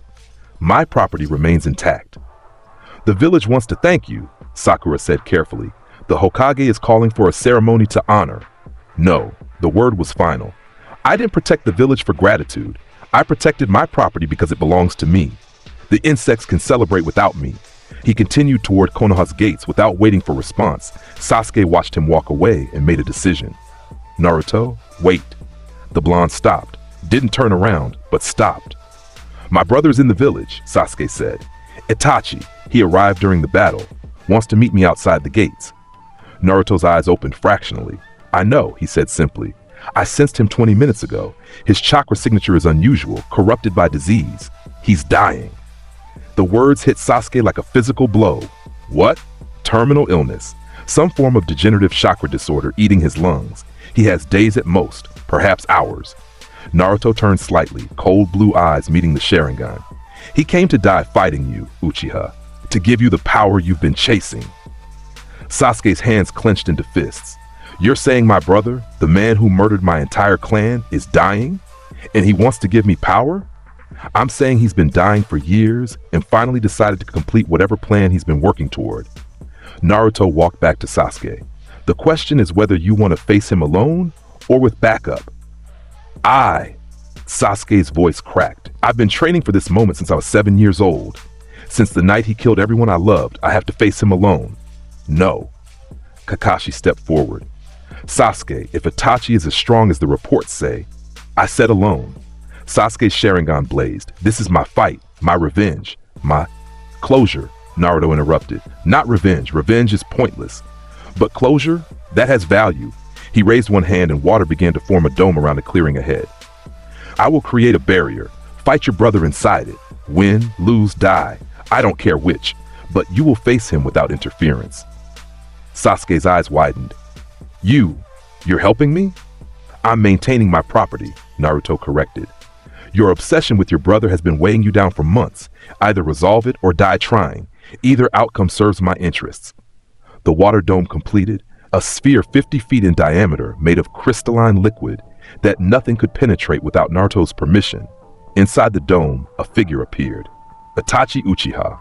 Tall, dark-haired, Sharingan spinning slowly, wearing the black cloak with red clouds that marked Akatsuki membership. He looked exactly as Sasuke remembered from nightmares. Perfect, untouchable, the older brother who destroyed everything, except he was coughing blood. Sasuke. Itachi's voice was gentle, nothing like the cold killer from Sasuke's memories. You've grown. Don't. Sasuke activated his own Sharingan, Tomoe spinning wildly. Don't talk like you care. You murdered them. You killed everyone. You destroyed our clan and told me to hate you and chase you and become strong enough to kill me, Itachi finished. Yes, I did, and now I will tell you why. What followed was the truth. Itachi explained the Uchiha coup, the threat to Konoha, the choice Danzo gave him, kill the clan and spare Sasuke, or watch Konoha descend into civil war that would slaughter everyone, including Sasuke. He explained the massacre, how he killed his parents last, how they accepted their deaths with pride that their son chose the village, how he left Sasuke alive deliberately, giving him a purpose, a goal, a reason to become strong. I made you hate me, Itachi said quietly, because love makes you weak. Hatred would make you strong, strong enough to survive in this world, strong enough to kill me and claim the power of the Mangekyo Sharingan. Sasuke listened to every word, Sharingan recording everything, and felt his entire worldview shatter. You did it to protect me? To protect the village? Yes. Itachi coughed again, blood staining his lips. I am a traitor to my clan, a hero to Konoha, and your loving older brother who chose the most painful path to keep you safe. He raised his hands in a familiar seal. Now prove that my choice was worth it. Kill me, Sasuke. Claim your power. Become strong enough to protect what I saved. Sasuke's response was to attack. Boom! Chidori screamed to life in his hand, crackling with lightning amplified by rage and pain and confusion. He charged at speeds that made the air ignite. The enhanced movement he'd learned from watching Lee pushing him faster than he'd ever moved. Itachi's Mangekyo Sharingan spun. Amaterasu! Black flames erupted across Sasuke's path, the legendary fire that burned everything, that couldn't be extinguished by any normal means. Sasuke tried to dodge. The flames followed. They spread across his arm, his shoulder, eating through his clothes, burning with heat that made his skin blister. Outside the dome, Naruto watched with closed eyes. The Uchiha will die, Kakashi said urgently.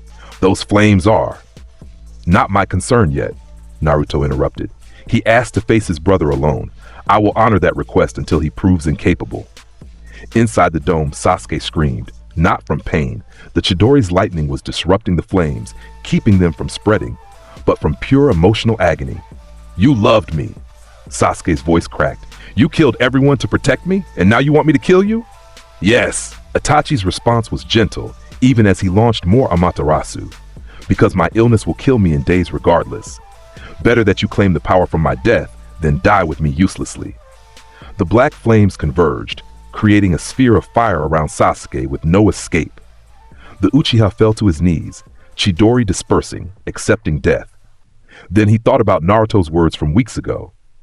Your brother died protecting you. Honor that by living, not by destroying what he saved. Except Itachi wasn't dead yet, and Sasuke refused to let him die like this. The Uchiha Sharingan spun faster, Tomoe merging, evolving, breaking past the 3 Tomoe limit as emotional trauma and desperate determination forced evolution. Mangekyo Sharingan. The pattern was unique, Sasuke's own design, not a copy of anyone else's, and with it came power. Kagutsuchi! Sasuke's new Mangekyo ability activated, giving him control over shape and form.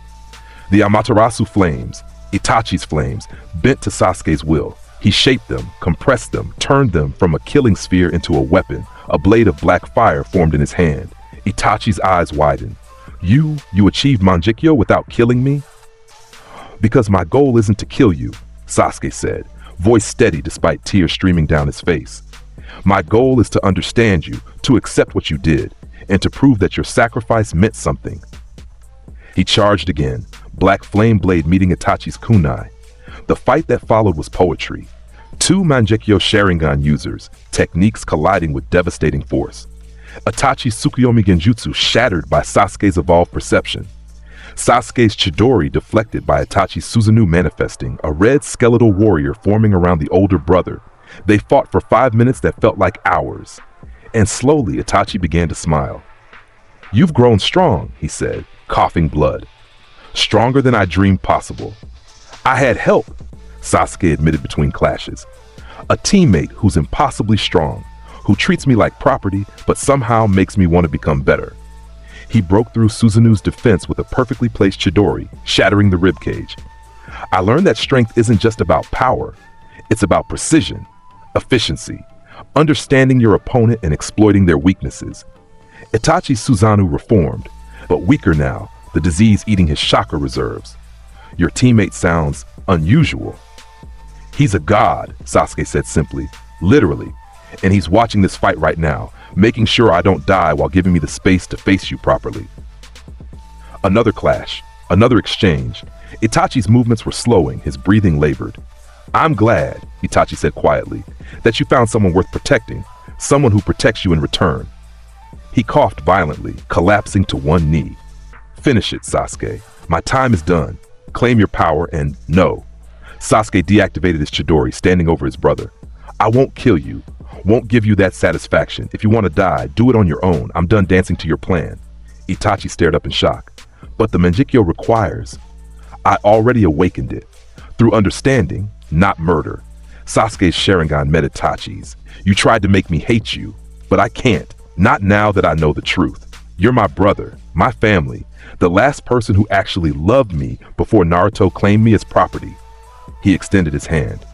So instead of killing you, I'm offering you something else. The chance to actually talk to me, to be brothers again, even if it's just for the hours you have left. Itachi took the hand, letting Sasuke pull him to his feet, and then the stoic, emotionless, legendary shinobi who'd massacred his clan to protect his village broke down crying. I'm sorry, Itachi sobbed, collapsing against Sasuke. I'm so sorry. I didn't know how else to protect you. I thought hatred would make you strong enough to survive, and I was wrong, and I'm so sorry. Sasuke held his brother while he cried, feeling his own tears falling. I know, Sasuke whispered. I know, and I forgive you. Outside the dome, Naruto watched through his water sense, the emotional reunion, the tears, the brothers finally connecting after years of manipulation and lies. You're not going to kill him? Kakashi asked quietly. Why would I? Naruto's response was genuine curiosity. The Uchiha achieved his Mangekyo, gained closure, reconnected with family, all outcomes served my interests. But Itachi was Akatsuki, and is now dying, powerless, no longer a threat. Naruto's tone was matter of fact. Killing him would be pointless. Letting Sasuke have these final hours with his brother, however, has value. Sakura stared at Naruto. You're being merciful again.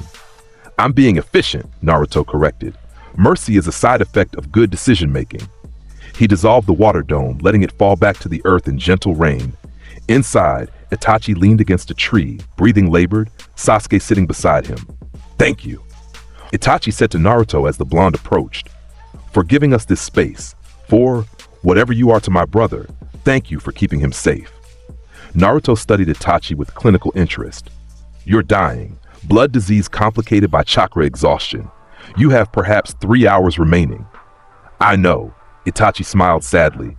I made my peace with death years ago, but knowing Sasuke will be protected after I'm gone, that gives me comfort. He doesn't need your permission for my protection, Naruto said bluntly. Sasuke belongs to me. Has since the bell test. You dying changes nothing about that arrangement. Itachi actually laughed, weak but genuine. You're exactly what Sasuke described, a god with the bedside manner of a glacier. Gods don't have bedside manner. Naruto's response was flat. We have truth, and the truth is that your brother is mine. Your approval or disapproval is irrelevant. Like he turned to Sasuke. You have 3 hours with him. Use them wisely.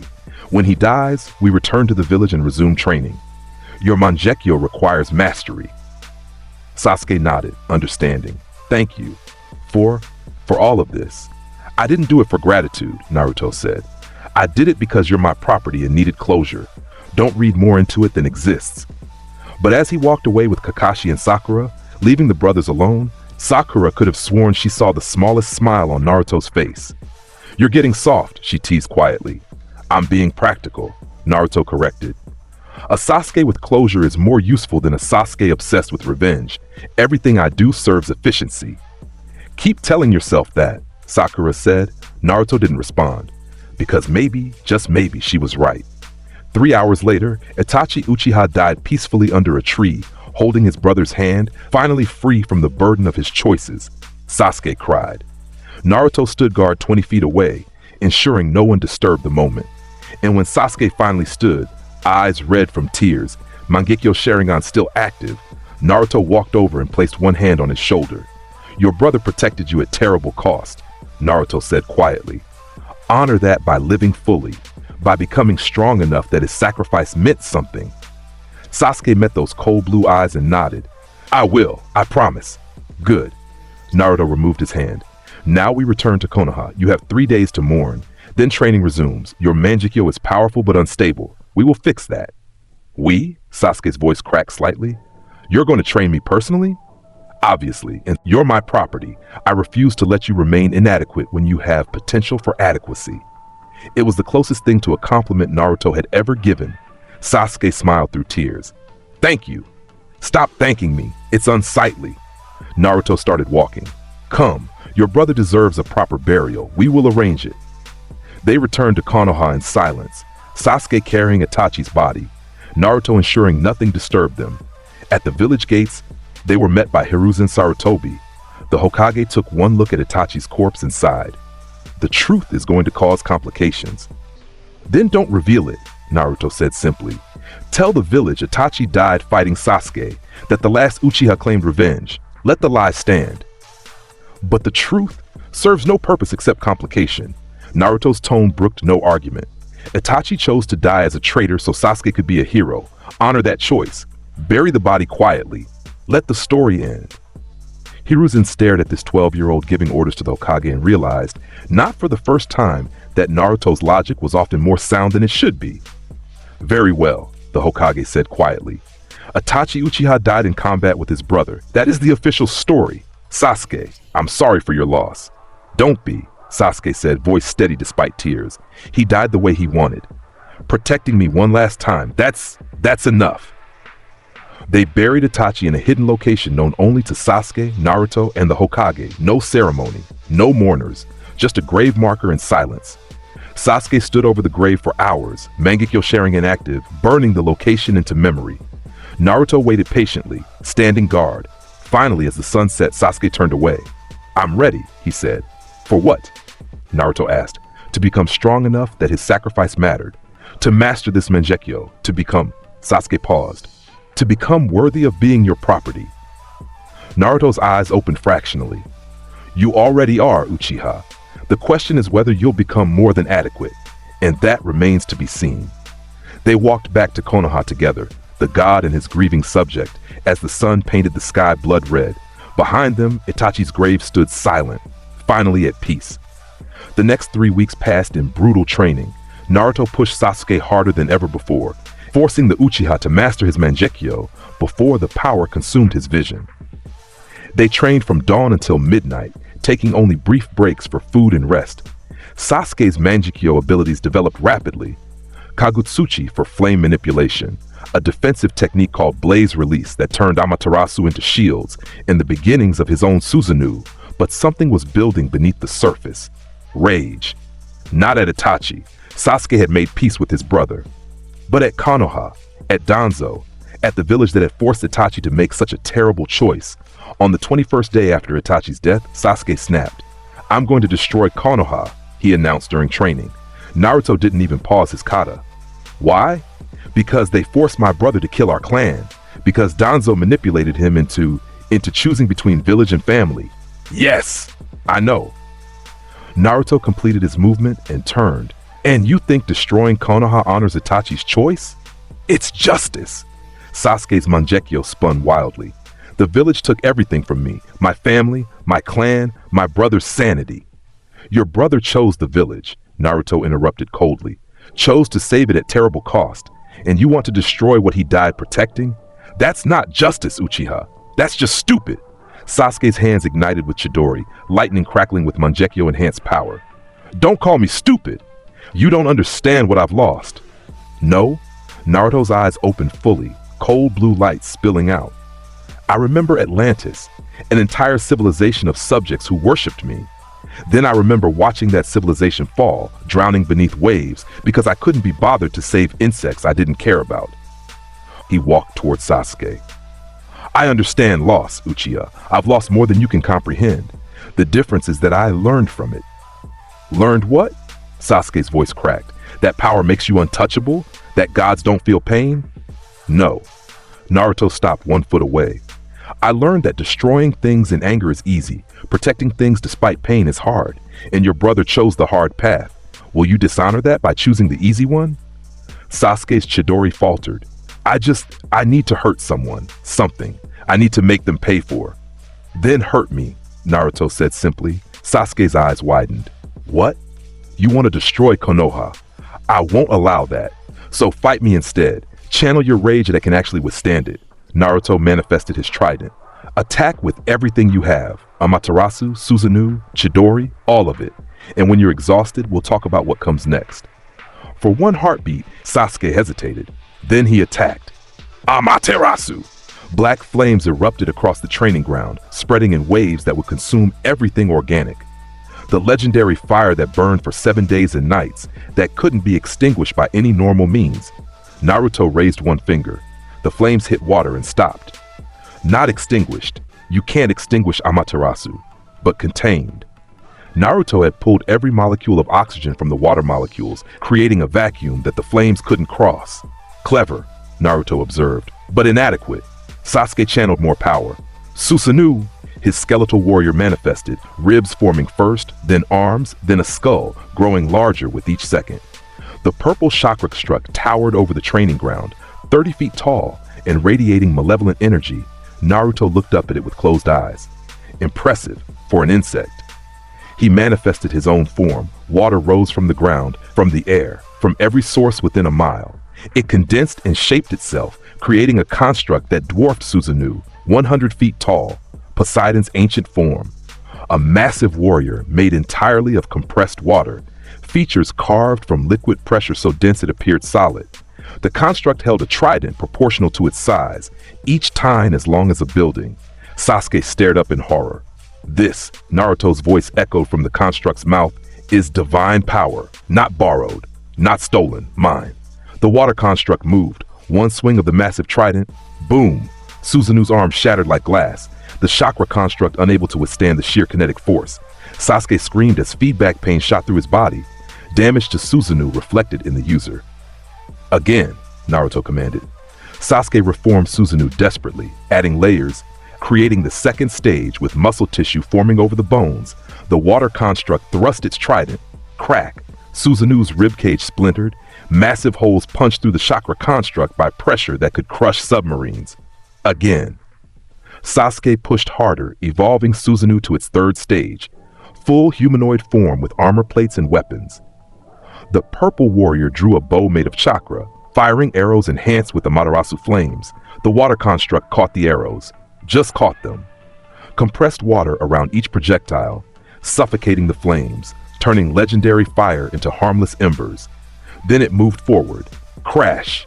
The massive water warrior's fist slammed into Susanoo's chest, and the entire construct collapsed. Not shattered, collapsed, crushed by sheer overwhelming force that made the difference in power scales obvious. Sasuke fell to his knees, Mangekyō bleeding from overuse, chakra exhausted, Naruto's construct dissolved, water returning to natural sources. The blonde stood exactly where he'd been, not even breathing hard.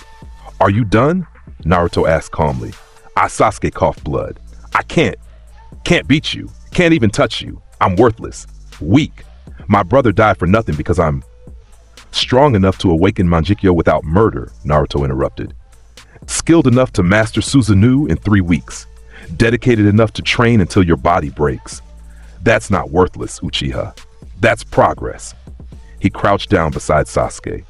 "Your brother didn't die for nothing. He died so you could live fully. And right now, you're wasting that gift by obsessing over revenge against people who are already suffering." Sasuke's eyes widened. "What?" "Danzo is a vegetative husk. I removed the water from his body for 3 seconds after he tried to have me assassinated. He lives, but doesn't function." Naruto's tone was matter of fact. "The council members who supported the Uchiha massacre are old, dying, losing power with each passing year. Time is killing them better than you ever could." He stood. "Your brother chose the village. You can honor that by protecting it, not destroying it.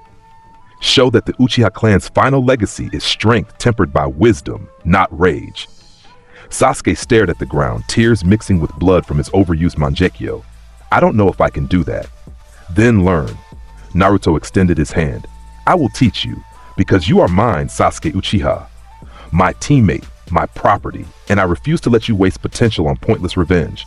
Sasuke took the hand, letting Naruto pull him to his feet. "Why do you care?" The Uchiha's voice was barely a whisper. "You call me property, treat me like an insect, but you keep protecting me, keep training me. Why?" Naruto was quiet for a long moment. Then, so quietly Sasuke almost missed it. "Because loneliness is worse than death, and I refuse to be alone again." The admission hung in the air like a confession. Sasuke's eyes widened. You're lonely?" "I am a god," Naruto said, reverting to his usual cold tone. "Gods are inherently alone, but you and Sakura and the Cyclops, you make that loneliness less absolute. And I find I prefer less absolute to completely isolated." He turned away. "Rest. Tomorrow we train your Mangekyō's endurance. You're bleeding from your eyes too quickly. That's inefficient." Sasuke watched him walk away and realized something. Naruto called them property, called them insects, maintained that cold, superior distance, but he also protected them with a ferocity that bordered on possessive, trained them personally, stood guard while they grieved. That wasn't how you treated tools. That was how you treated friends. Thank you, Sasuke called. Naruto paused but didn't turn around. For what? For being lonely enough to keep us around. Naruto resumed walking without responding. But Sasuke could have sworn he saw the blonde's shoulders relax fractionally. Progress. 2 weeks after Sasuke's breakdown, the 5 Kage Summit was called. News of Naruto's power had spread across the continent like wildfire. The boy who defeated Pain's 6 Paths in minutes. Who destroyed Akatsuki's leader. Who could manipulate water on scales that defied comprehension. Every major village wanted to discuss the Konoha threat. Hiruzen Sarutobi received the summons with a tired sigh. They want to talk about Naruto, he told his advisors.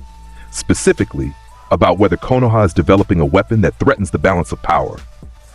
Let them talk, one advisor said. Naruto is our asset. Our. Naruto is nobody's asset, Hiruzen interrupted sharply. He tolerates Konoha because his team is here. The moment we try to control him is the moment he leaves and takes that protection with him. Then what do we tell the other Kages? Another advisor pressed. The truth. Hiruzen pulled on his pipe. That Naruto Uzumaki is beyond our control. Beyond anyone's control. And that attacking Konoha means facing him. The summit was held in the Land of Iron, neutral territory. The 5 Kages assembled. Hiruzen of Konoha, A of Cloud, Onoki of Stone, Mei of Mist, and young Gaara of Sand, recently appointed after his father's death. They sat around a circular table, each one a legend in their own right, each one representing a village that could mobilize thousands of shinobi, and they were all terrified of one 12-year-old boy. Let's be direct. A, the Raikage, said bluntly. Konoha has a jinchūriki who can defeat S-rank threats alone, who destroyed Pain's 6 Paths, who could potentially eliminate our villages single-handedly. That's unacceptable. What do you propose? Hiruzen asked calmly. That we execute our own shinobi for being too strong? We propose containment, Onoki, the Tsuchikage said. Seal the Nine Tails properly. Restrict Naruto Uzumaki's movements. Ensure he can't threaten. You can't be serious, Mei, the Mizukage, interrupted. You want to start a war with Konoha over this? Even if we win, and that's not guaranteed, the casualties would be catastrophic. Better than letting one village have such an overwhelming advantage, I countered. Gaara listened to them argue and finally spoke quietly. You're all missing the point, the young Kazekage said. Everyone turned to him. Naruto Uzumaki isn't Konoha's weapon. He's not anyone's weapon. I fought him during the Chunin exams, or rather, he stopped me from transforming and made it clear he could kill me whenever he wanted. Gaara's eyes were haunted. He doesn't serve Konoha. Konoha just happens to house people he cares about. Then he's even more dangerous, I growled. A rogue element with that much power is exactly what we created, Gaara interrupted. We ostracize jinchūriki, treat them like weapons, hate them for circumstances they didn't choose, and then we're surprised when they become exactly what we fear. Hiruzen nodded slowly. Gaara is right. Naruto's power is immense, yes, but he uses it to protect his team, his village. That makes him an asset, not a threat. Until he decides Konoha isn't worth protecting, Onoki pointed out. What happens then? Then we have bigger problems than a summit can solve, Hiruzen said bluntly. But antagonizing him now guarantees that outcome. Leave him alone, let him exist, and pray he continues choosing protection over destruction. The Kages argued for 3 more hours. They didn't reach a consensus. And then the door opened. Nobody had heard it unlock. Nobody had sensed an approach. Walked into the summit hall, hands in pockets, eyes closed, looking bored. You called a meeting about me, he said conversationally. I'm here. Speak. Chaos erupted. Guards appeared. Samurai from the Land of Iron, elite warriors who protected countless summits. They surrounded Naruto with weapons drawn. The blonde didn't even glance at them. Stand down, he said calmly, or I'll demonstrate why steel is useless against gods. Stood, lightning armor crackling to life around him. You dare interrupt a Kage summit? This is an act of war. No. Naruto's eyes opened fractionally. This is a god entering a room full of insects who were discussing him without permission. There's a difference. He walked to the center of the room, and the guards parted without conscious decision, their survival instincts recognizing a predator. Now then. Naruto stood in the middle of the circular table, literally standing on the furniture like it was his right. I understand you have concerns about my existence. Voice them. Quickly. I have training scheduled.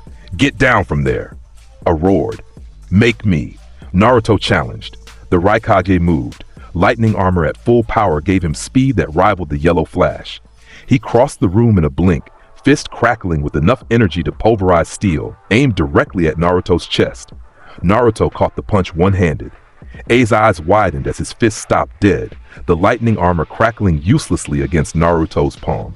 No technique, no barrier, just flesh catching lightning-enhanced strength like it was nothing. Lightning and water? Naruto's tone carried genuine curiosity. Did you fail basic science, surface dweller? Water conducts electricity. You just gave me a free power source. He channeled the lightning armor's energy flowed into Naruto's body through the contact point, absorbed like a battery charging. I tried to pull back to break contact, but Naruto's grip was iron. Thank you for the donation, Naruto said pleasantly. He pushed, flew backward, lightning armor dispersed, slamming through the wall hard enough to crack the reinforced stone. The strongest Raikage in generations, powered by legendary lightning techniques, defeated in 2 seconds. Onoki stood, hands forming seals. Dust release, detachment of the primitive world. A cube of white light formed around Naruto, the technique that could disintegrate anything at the molecular level. The Tsuchikage's ultimate jutsu, capable of erasing targets from existence. The cube collapsed inward, Naruto's body dispersed into water, flowing through the molecular bonds before they could bind, reforming outside the technique's range. You cannot destroy water with atoms, Naruto said calmly. I am the primordial element. Your technique is impressive, but ultimately worthless. Mei stood next, activating her bloodline.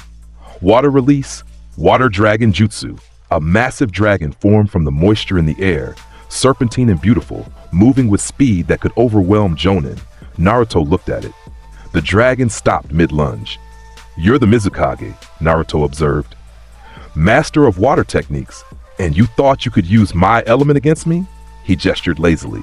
The water dragon reversed direction, turning on its creator, moving at twice its original speed. Mei barely dodged, the technique she'd created trying to drown her.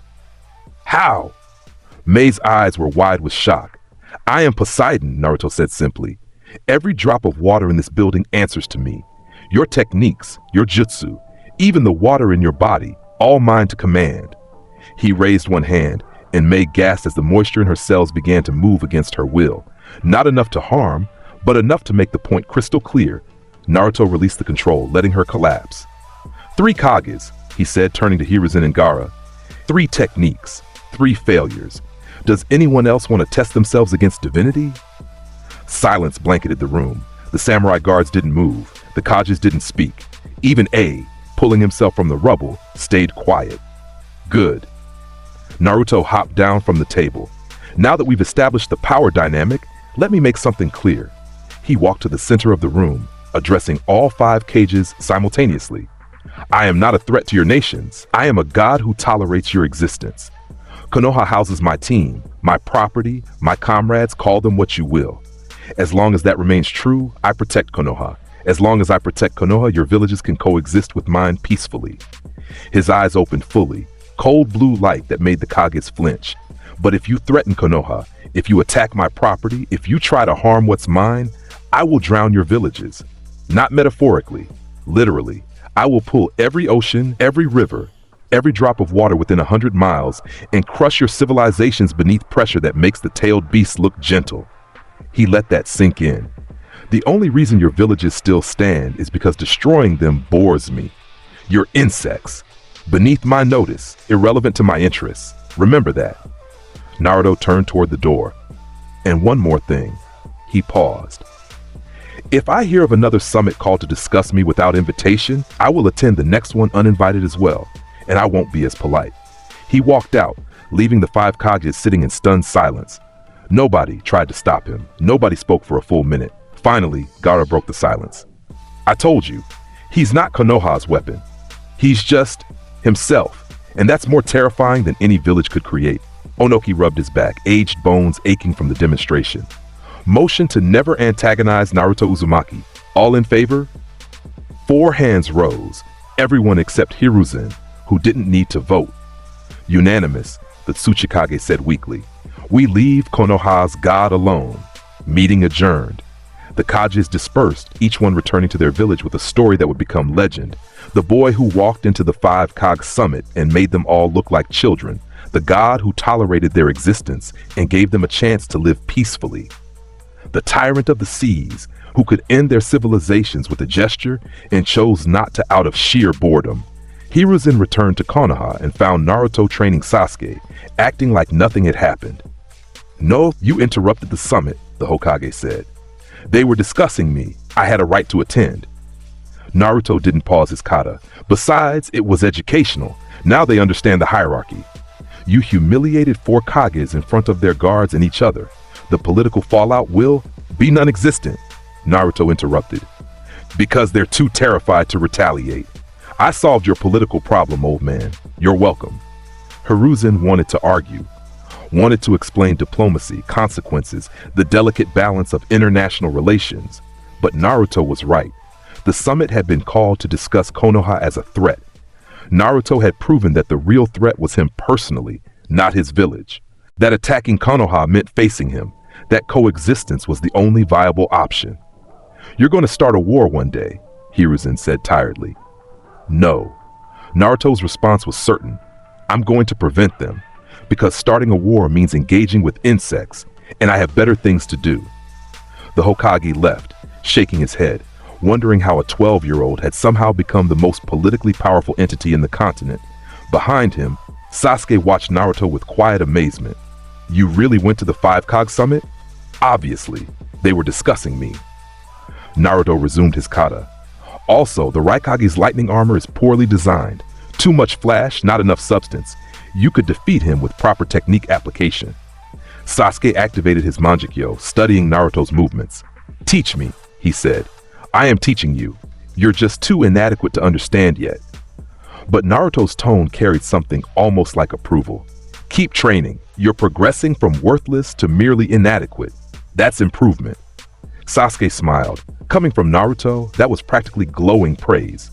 3 months after the Five Kage summit, a new threat emerged. Obito Uchiha. The masked man who claimed to be Madara appeared at Konoha's gates, demanding to speak with Naruto. I have a proposition, Obito announced, voice distorted by his spiral mask. The Moon's Eye Plan, a world without conflict, without pain, where everyone lives in perfect dreams forever. Naruto stood on the village walls, looking down at the masked man with closed eyes. You want to drown the world in illusion because reality disappointed you? Naruto's tone could freeze oceans. Pathetic. Pathetic. Obito's voice rose. This world is filled with hatred, war, suffering. The infinite Tsukuyomi would trap everyone in stagnation, Naruto interrupted. No growth, no challenge, just empty dreams for insects who can't handle reality. That's not salvation. That's cowardice. Obito's killing intent exploded outward. You don't understand. I watched Rin die. Watched this world destroy everything I loved. The only solution is to run away. Naruto's eyes opened fractionally. I've met cowards before, Uchiha. They always hide behind grand plans and lofty goals, but underneath, they're just afraid of engaging with a world that hurt them. He stepped off the wall, falling 30 feet and landing softly on water that materialized beneath his feet. You call yourself Madara, pretend to be a legend, but I can sense your chakra signature, and you're just another Uchiha trying to rewrite reality because you don't like what it became. Obito activated Kamui, his body becoming intangible. Then I'll show you what this coward can do. He charged, phasing through Naruto's defenses, Kamui making him untouchable, Sharingan spinning. Naruto raised one finger. You hide in dimensional space? There's water vapor even in your pocket dimension, insect. Flash. Naruto's chakra flooded into the Kamui dimension through the microscopic water particles Obito carried when he phased. The separate pocket reality that made the masked man untouchable was suddenly filled with divine presence that recognized no boundaries. Obito appeared fully, forced out of Kamui, clutching his head as Naruto's power made his sanctuary uninhabitable. How? Obito's voice cracked. That's impossible. Kamui is perfect. Nothing human can reach it. Naruto corrected. But I'm not human, and your dimension still contains trace moisture. That's all I need. He manifested his trident. Obito tried to activate wood release. Mokuton cutting sprigs, razor-sharp branches erupting from the ground. Naruto's water manipulation crushed them before they fully formed. Wood was plant matter. Plant matter was mostly water. Controlling it was trivial. You stole Hashirama's cells, Naruto observed. Implanted first Hokage DNA to gain wood release. More borrowed power, more stolen strength. Do you have anything of your own, Uchiha? Obito snarled and summoned. Summoning jutsu. Gedo statue. The massive demonic statue materialized, the empty husk of the Ten Tails, a creature that predated the modern shinobi era. Its mouth opened, chakra chains extending toward Naruto. The blonde looked up at it with closed eyes. Then he laughed. A corpse of a god tree? You collect the tailed beasts to revive this? I've seen coral reefs more impressive. His trident began to glow with blue light. Let me show you what actual divine power looks like. Fraud. Naruto thrust upward 40 times in rapid succession. Each thrust created a pillar of compressed water that shot toward the Gedo statue at speeds exceeding sound. The pillars hit simultaneously, targeting pressure points across the massive construct's body. Boom! Boom! Boom! The Gedo statue rocked backward, ancient stone cracking under assault. Obito's eyes widened behind his mask.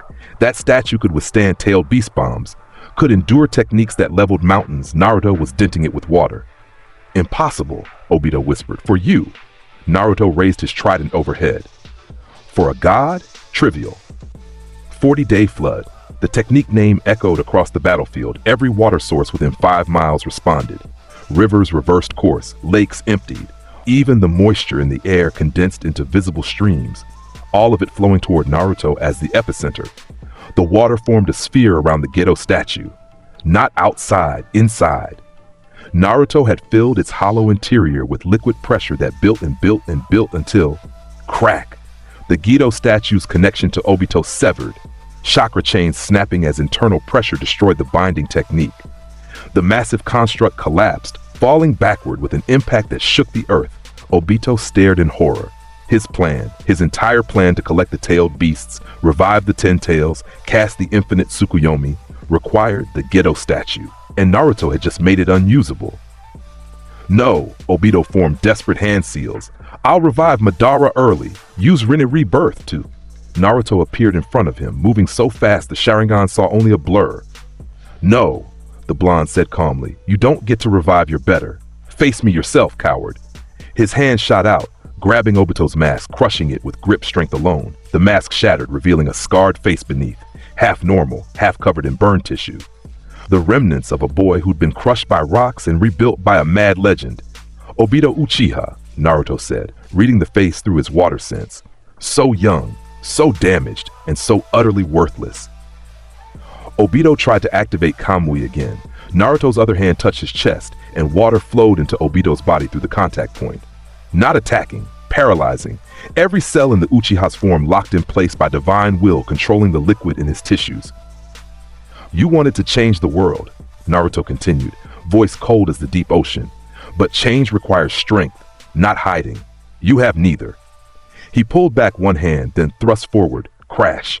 The impact sent Obito flying across the battlefield, his body carving a trench 50 feet long before slamming into a boulder hard enough to crater the stone.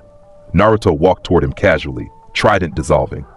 You're weak, Obito Uchiha. Weak in power, weak in conviction, weak in everything that matters. He crouched beside the broken man. Your plan was to trap the world in dreams. My assessment? You should have started with yourself. Obito coughed blood. Then, kill me. End it. No. Naruto's response was immediate. Death is mercy. You don't deserve mercy. He reached down and plucked out Obito's Sharingan, the eye that wasn't his, the Rinnegan he'd stolen from Madara's corpse. Obito screamed as the eye was removed without technique, without care. Just raw force pulling the organ from its socket. Naruto crushed it. The legendary eye that could control life and death, that represented the pinnacle of Uchiha evolution, reduced to pulp between divine fingers. Stolen eyes, Naruto said, dropping the remains. Stolen dreams, stolen purpose. You're worthless, Obito. A fraud among frauds. At least Pain believed in his philosophy. You just run from pain.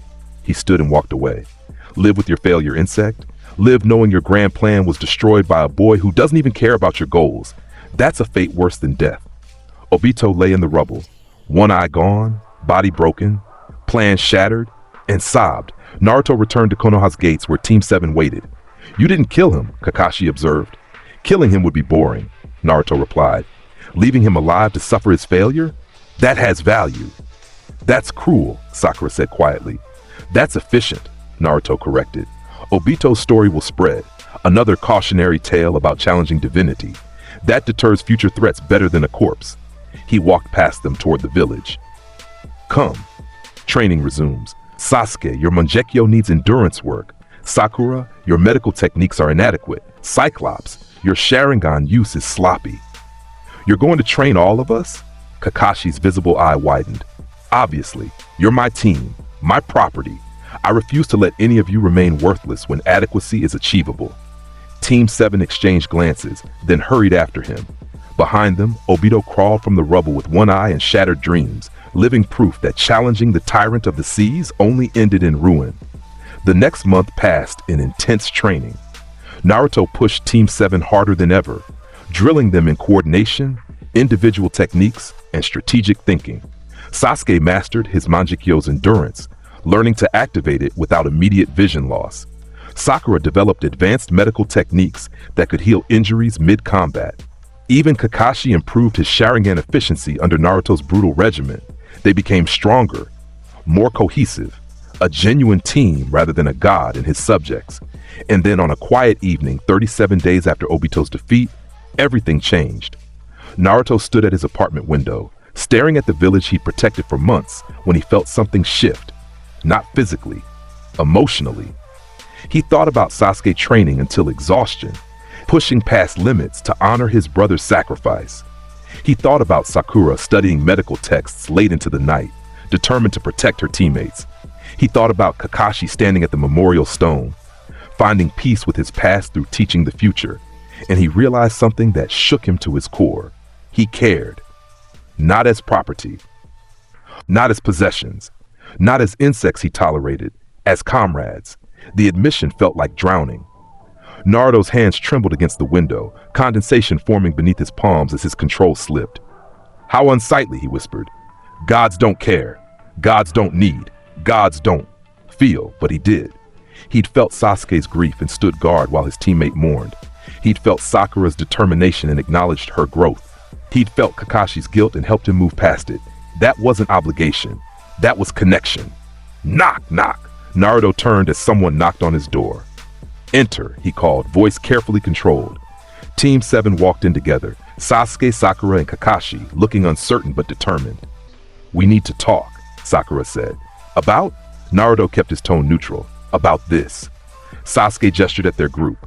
"About what we are, because we've been dancing around it for months, and it's getting ridiculous." Naruto's eyes narrowed fractionally. "What we are is a team. My team. My—" "We're not your property," Sakura interrupted. "We're your friends." The word hit Naruto like a physical blow. "Don't." His voice cracked slightly. "Don't say that." "Why not?"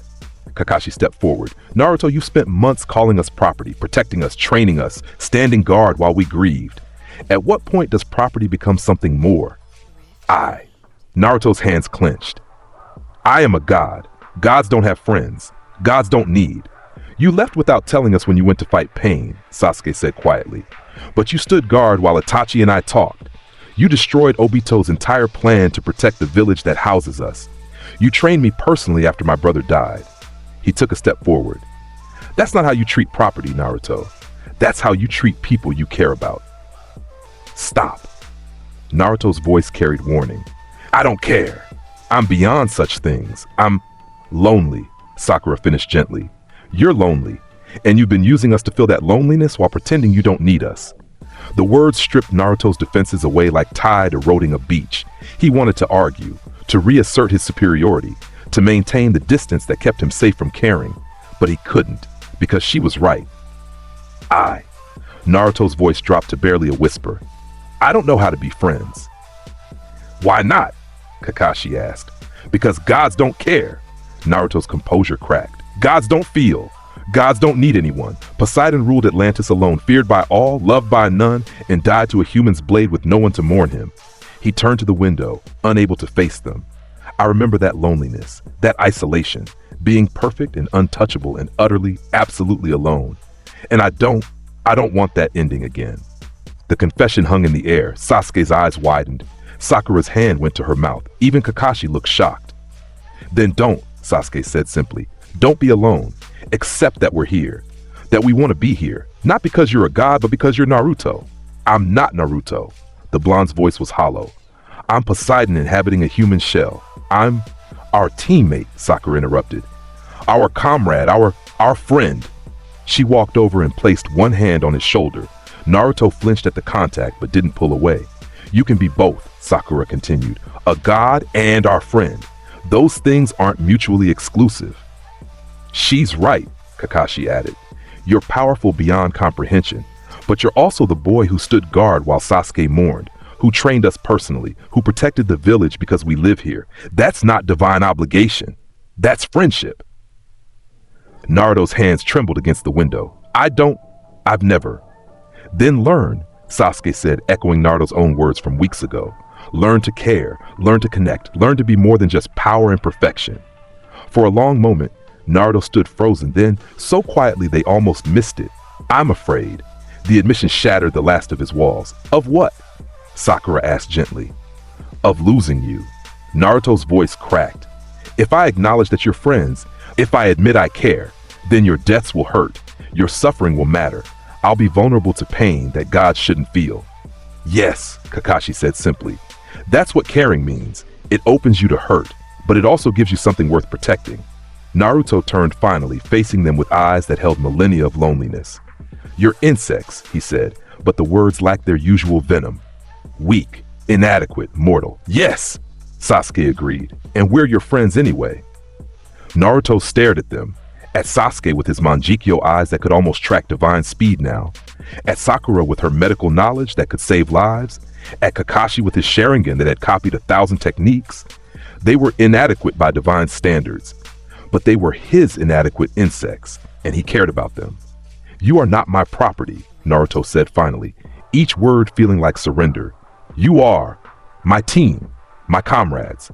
He paused, forcing the next word out past pride and fear and centuries of isolation. My friends. The word physically hurt to say, like admitting weakness, but he said it anyway. Sakura smiled through tears. Sasuke actually grinned. Kakashi's visible eye crinkled with genuine warmth. Took you long enough, Sasuke said. Don't get used to emotional displays, Naruto warned, but his tone lacked its usual ice. I'm still a god. I'm still superior. I'm still our friend, Sakura finished. And that's enough. She hugged him. Naruto froze, completely unprepared for physical affection. His first instinct was to push her away, to reassert boundaries, to maintain distance. Instead, he stood awkwardly, letting the hug happen. Then Sasuke joined in. Then Kakashi. Team 7 stood in a group hug around their godlike teammate who'd finally admitted he needed them. This is unsightly, Naruto muttered. This is friendship, Kakashi corrected. I still think you're all inadequate. We know, Sasuke said, but we're your inadequate friends. Naruto was quiet for a moment. Then, so softly they almost missed it. I prefer inadequate friends to perfect loneliness. They stayed like that for a while, Team 7 together, the god and his comrades finding connection in a world that had tried to keep them apart. Finally, Naruto pulled away. Enough sentimentality, he said, reverting to his usual cold tone. We have training tomorrow, 0600. Don't be late. Training? Sakura asked. What kind? Team coordination. Naruto walked to his closet, pulling out gear. I've taught you individually. Now I'll teach you to work together. Because apparently, friends fight together instead of alone. You're going to teach us teamwork? Sasuke's voice carried disbelief. You? The god who calls cooperation inefficient? I'm going to teach you my version of teamwork, Naruto corrected. Where I handle the actual threats and you support without dying. That's efficient. Despite the dismissive words, Team 7 could hear the change. He'd said you instead of my property. He'd said friends instead of insects. Small changes, but meaningful ones. They left his apartment feeling lighter, more connected, certain that something fundamental had shifted. Behind them, Naruto stood at his window and watched them go. Friends, he whispered to his reflection. I have friends. The condensation on the glass spread in patterns that looked almost like smiles. For the first time in 2 lifetimes, Naruto Uzumaki wasn't alone, and he was terrified, and he was grateful. The next morning arrived with mission orders, nothing special. Escort a merchant to the land of waves, guard some supplies, basic C-rank work that wouldn't challenge a Genin team. Team 7 accepted it anyway. They gathered at the gates, supplies packed, ready for what should have been a boring 3-day trip. Naruto arrived last as always, hands in pockets and eyes closed. "You're late," Kakashi observed. "I'm divine. Time bends to my will, not the other way around." But Naruto's tone lacked its usual edge. "Shall we depart?" They walked through the gates together. Team 7 on what should have been a routine mission, except routine missions had a way of becoming complicated. 2 hours into their journey, bandits attacked. 20 of them, armed with basic weapons and overconfidence. They surrounded the merchant's cart, demanding money and supplies. "Stand down," Kakashi warned. "We're Konoha Shinobi. This merchant is under our protection." The bandits laughed. 4 shinobi against 20 of us? I like those odds. Naruto raised one finger. The bandits' laughter died as moisture condensed around them. Not attacking, just present, making the air thick and oppressive. "Actually," Naruto said calmly, "it's 1 god and 3 comrades against 20 insects. The odds are very much in our favor." "Attack!" the bandit leader screamed. They charged, and Team 7 moved, not as individuals, as a unit. Sasuke went low, Sharingan predicting movements, kunai striking pressure points with surgical precision. Sakura went high, using her enhanced strength to create shockwaves that disrupted formations. Kakashi provided support, lightning blade crackling as he disabled weapons and created openings, and Naruto watched. Just watched, trident manifested but not used, observing his team work together with something almost like pride. They were adequate. No, better than adequate. They were efficient. The bandits fell in 30 seconds, none killed but all disabled. Lying in various states of unconsciousness or paralysis, Team 7 regrouped at the cart, barely winded. "Acceptable," Naruto said. "Just acceptable?" Sasuke asked, still riding the high of perfect coordination.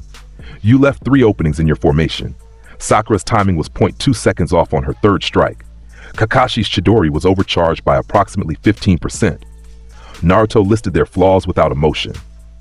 "Adequate, but improvable." "He's complimenting us," Kakashi told the others. "I'm assessing efficiency," Naruto corrected. "But yes, you perform better than insects usually manage. That deserves acknowledgement." They continued the journey with the bandits tied up and the merchant grateful. As they walked, Sasuke moved closer to Naruto. "Can I ask you something?" the Uchiha said quietly. "You may ask. I may not answer." "Fair enough." Sasuke paused, choosing words carefully. "When you said you were afraid of losing us, did you mean that?" Naruto was silent for a long moment. "Yes." "Why?" Sasuke pressed. "You're a god, immortal probably. We're gonna die eventually anyway. Why does it matter?" "Because," Naruto struggled to articulate something he'd never admitted before. "Because Poseidon died alone, perfect and untouchable and unmourned. He achieved ultimate power and ultimate isolation simultaneously." He glanced at Sasuke with eyes that held ancient sadness. "I don't want that ending again. I would rather have inadequate friends for a brief time than perfect loneliness forever." Sasuke absorbed that, Sharingan recording the raw honesty. "For what it's worth," the Uchiha said, "I'm glad you chose us over perfection." "Don't be." Naruto's tone was flat. "I'm still superior, still divine, still your better in every measurable way." "But you're our better," Sasuke countered, "and somehow that makes the inadequacy bearable." They walked in companionable silence after that, god and comrade finding understanding without more words. The mission completed without further incident. They returned to Konoha 3 days later. Merchant safely delivered, supplies intact, Team 7 having functioned like an actual team for the first time. Hiruzen Sarutobi met them at the gates personally. "Mission report?" the Hokage asked. "Completed," Kakashi said. "No casualties. Minimal combat. Team performed excellently." "Adequately," Naruto corrected. "Excellent is beyond their current capability." But he didn't sound dismissive when he said it, just honest. Hiruzen studied Naruto with aged eyes that had seen decades of shinobi come and go. "You seem different," the Hokage observed. "More settled, less like you're about to destroy something." "I acknowledge that my team are comrades instead of property," Naruto said bluntly. "Apparently that changes the dynamic." Friends, Sakura corrected gently. Comrades, Naruto insisted. Friends implies equality. We are not equal. I am divine. They are mortal. But we are allied, and that has value. Hiruzen smiled, small but genuine.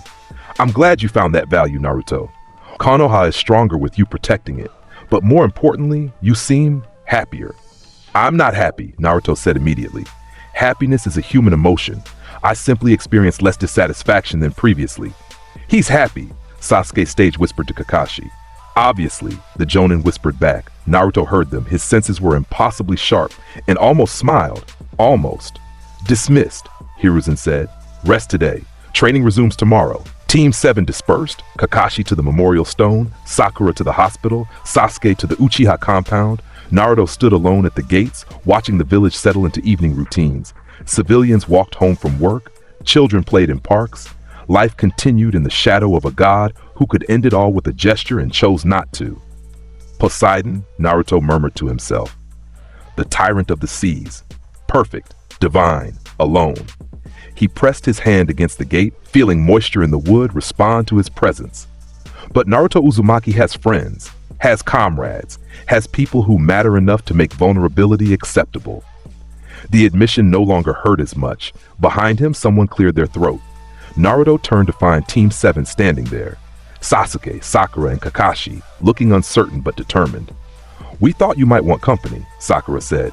For dinner, at Ichiraku's, as a team. I don't require company for sustenance consumption, Naruto said automatically. But do you want it? Kakashi asked. Naruto was quiet. Then, yes. The word came easier this time. They walked to Ichiraku's together, Team 7 moving as a unit. The god and his comrades finding something that looked almost like happiness in shared ramen and easy conversation. Naruto sat between Sasuke and Sakura, listening to Kakashi tell terrible jokes, watching civilians give them respectful distance, feeling the warmth of connection instead of the chill of isolation. This is adequate, he said finally. Just adequate? Sakura teased. For insects, you exceed expectations. Naruto's tone was dry. Don't let it go to your heads. They laughed, genuine, easy laughter that made Naruto's chest feel strange, not painful, just full. Thank you, he said quietly, so softly they almost missed it. For what? Sasuke asked. For being inadequate in ways that matter. Naruto stared at his ramen. For tolerating a god who doesn't know how to be a friend. For existing despite my superiority. He looked up, meeting their eyes one by one. For choosing me when I couldn't choose myself. Sakura's eyes welled up. Sasuke smiled. Kakashi's visible eye crinkled. You're welcome, they said in unison. Team 7 finished their meal in comfortable silence. 4 people who shouldn't have worked together finding unity despite impossible odds. Poseidon had died alone, unmourned, perfect in his isolation. But Naruto Uzumaki walked home with friends, and for the first time in 2 lifetimes, he wasn't perfect. He was adequate, and that was more than enough. The epilogue. 3 years later, Team 7 stood on Konoha's walls, looking out at a world that had learned to coexist with divinity. Sasuke was Jonin now, having mastered his Manjikyo and developed his own fighting style that balanced Uchiha techniques with lessons learned from watching a god fight. Sakura led the hospital's medical division, her techniques saving lives across the continent, her strength legendary among her peers. Kakashi had become one of the candidates for 6th Hokage, his experience teaching Team 7 having given him wisdom no amount of combat could match. And Naruto. Naruto was still Naruto, still impossibly strong, still cold and dismissive to outsiders, still called people insects and treated most interactions with barely concealed boredom. But with Team 7, he was different. Not warm, never warm, but present, engaged, protective in ways that went beyond obligation. Another mission? Sasuke asked, reading the scroll a Chunin had just delivered. Court, high-profile diplomat. Kakashi skimmed the details. Should be routine. Routine missions always become complicated, Sakura observed. Obviously, Naruto said, eyes closed, arms crossed in his usual pose. But complications make things interesting, and I find I prefer interesting to boring when it involves you 3. Sasuke raised an eyebrow. Was that sentiment? That was objective observation. But Naruto's tone lacked its usual ice. You're less inadequate than most insects. Fighting alongside you provides stimulation that fighting alone lacks. He likes us, Sakura stage whispered. I tolerate you, Naruto corrected. There's a difference. A difference he's been explaining for 3 years, Kakashi added dryly. At some point, Naruto, you're going to have to admit you actually care about us. I care about maintaining my property's functionality, Naruto said. If you break, I have to find new teammates. That's inefficient. They'd had this conversation 100 times, and every time Team 7 heard what Naruto didn't say, I care. I can't say it easily, but I do. Shall we accept the mission? Sasuke asked. Obviously. Naruto stood, trident materializing in a swirl of sea foam. We move out in 1 hour. Standard formation. Sasuke takes point, Sakura handles medical support, Cyclops provides strategic coordination, and I eliminate any actual threats. So the usual, Sakura said. So the efficient approach, Naruto corrected. They dispersed to prepare. Team 7 moving with the practiced ease of people who'd fought together for years. As they left, Hiruzen Sarutobi watched from the Hokage Tower, smoking his pipe, thinking about the boy who'd become a god and somehow stayed human enough to care. He's changed, one of his advisors observed. Still powerful, still arrogant, but different. He found friends, Hiruzen said simply. Found people worth protecting. That changes anyone, even gods. Do you think he'll stay in Konoha? Another advisor asked. Or will he eventually leave? Hiruzen was quiet for a long moment. As long as Team 7 is here, Naruto will be here. He's bound not by loyalty to the village, but by connection to his comrades, and that's a stronger bond than any contract could create. The Hokage smiled. We're lucky, impossibly lucky, to have a god who chooses to protect us because we house the people he cares about. Below, Team 7 assembled at the gates, ready for another mission. Naruto stood with his teammates, eyes closed but sensing everything, aware of the village around them and the world beyond. He was Poseidon, the tyrant of the seas, divine, perfect, unmatched. And he was Naruto Uzumaki, comrade, teammate, friend. Though he'd never admit it easily, both things were true. Both things mattered. Ready? Kakashi asked. I'm always ready, Naruto said. The question is whether you three can keep up with the god. We manage, Sasuke said dryly. Barely, Sakura added. But we manage together, Kakashi finished. Naruto was quiet for a heartbeat. Then, yes, together. The word came easily now. They walked through Konoha's gates as the sun rose, Team 7 on another mission, the god and his comrades facing whatever came next. Poseidon had died alone, unmourned, perfect in his isolation. But Naruto Uzumaki walked with his team through a world that feared him, and for the first time in 2 lifetimes, he wasn't alone. The tyrant of the seas had found something more valuable than worship. He'd found comrades worth protecting, not as property, not as obligations, but as the strange, inadequate, impossibly precious people who'd somehow become his world, and he would drown anyone who tried to take them from him. Not because they were useful, not because they were property, but because they were his friends. And gods protected their friends, always. The end. There it is, the complete saga of God-tier Naruto. From treating teammates like property to actually calling them comrades. Character growth hits different when you're literally divine. Subscribe if you want more stories where Naruto is an absolute menace. Comment your favorite moment. Next story drops soon. Stay cold, stay powerful.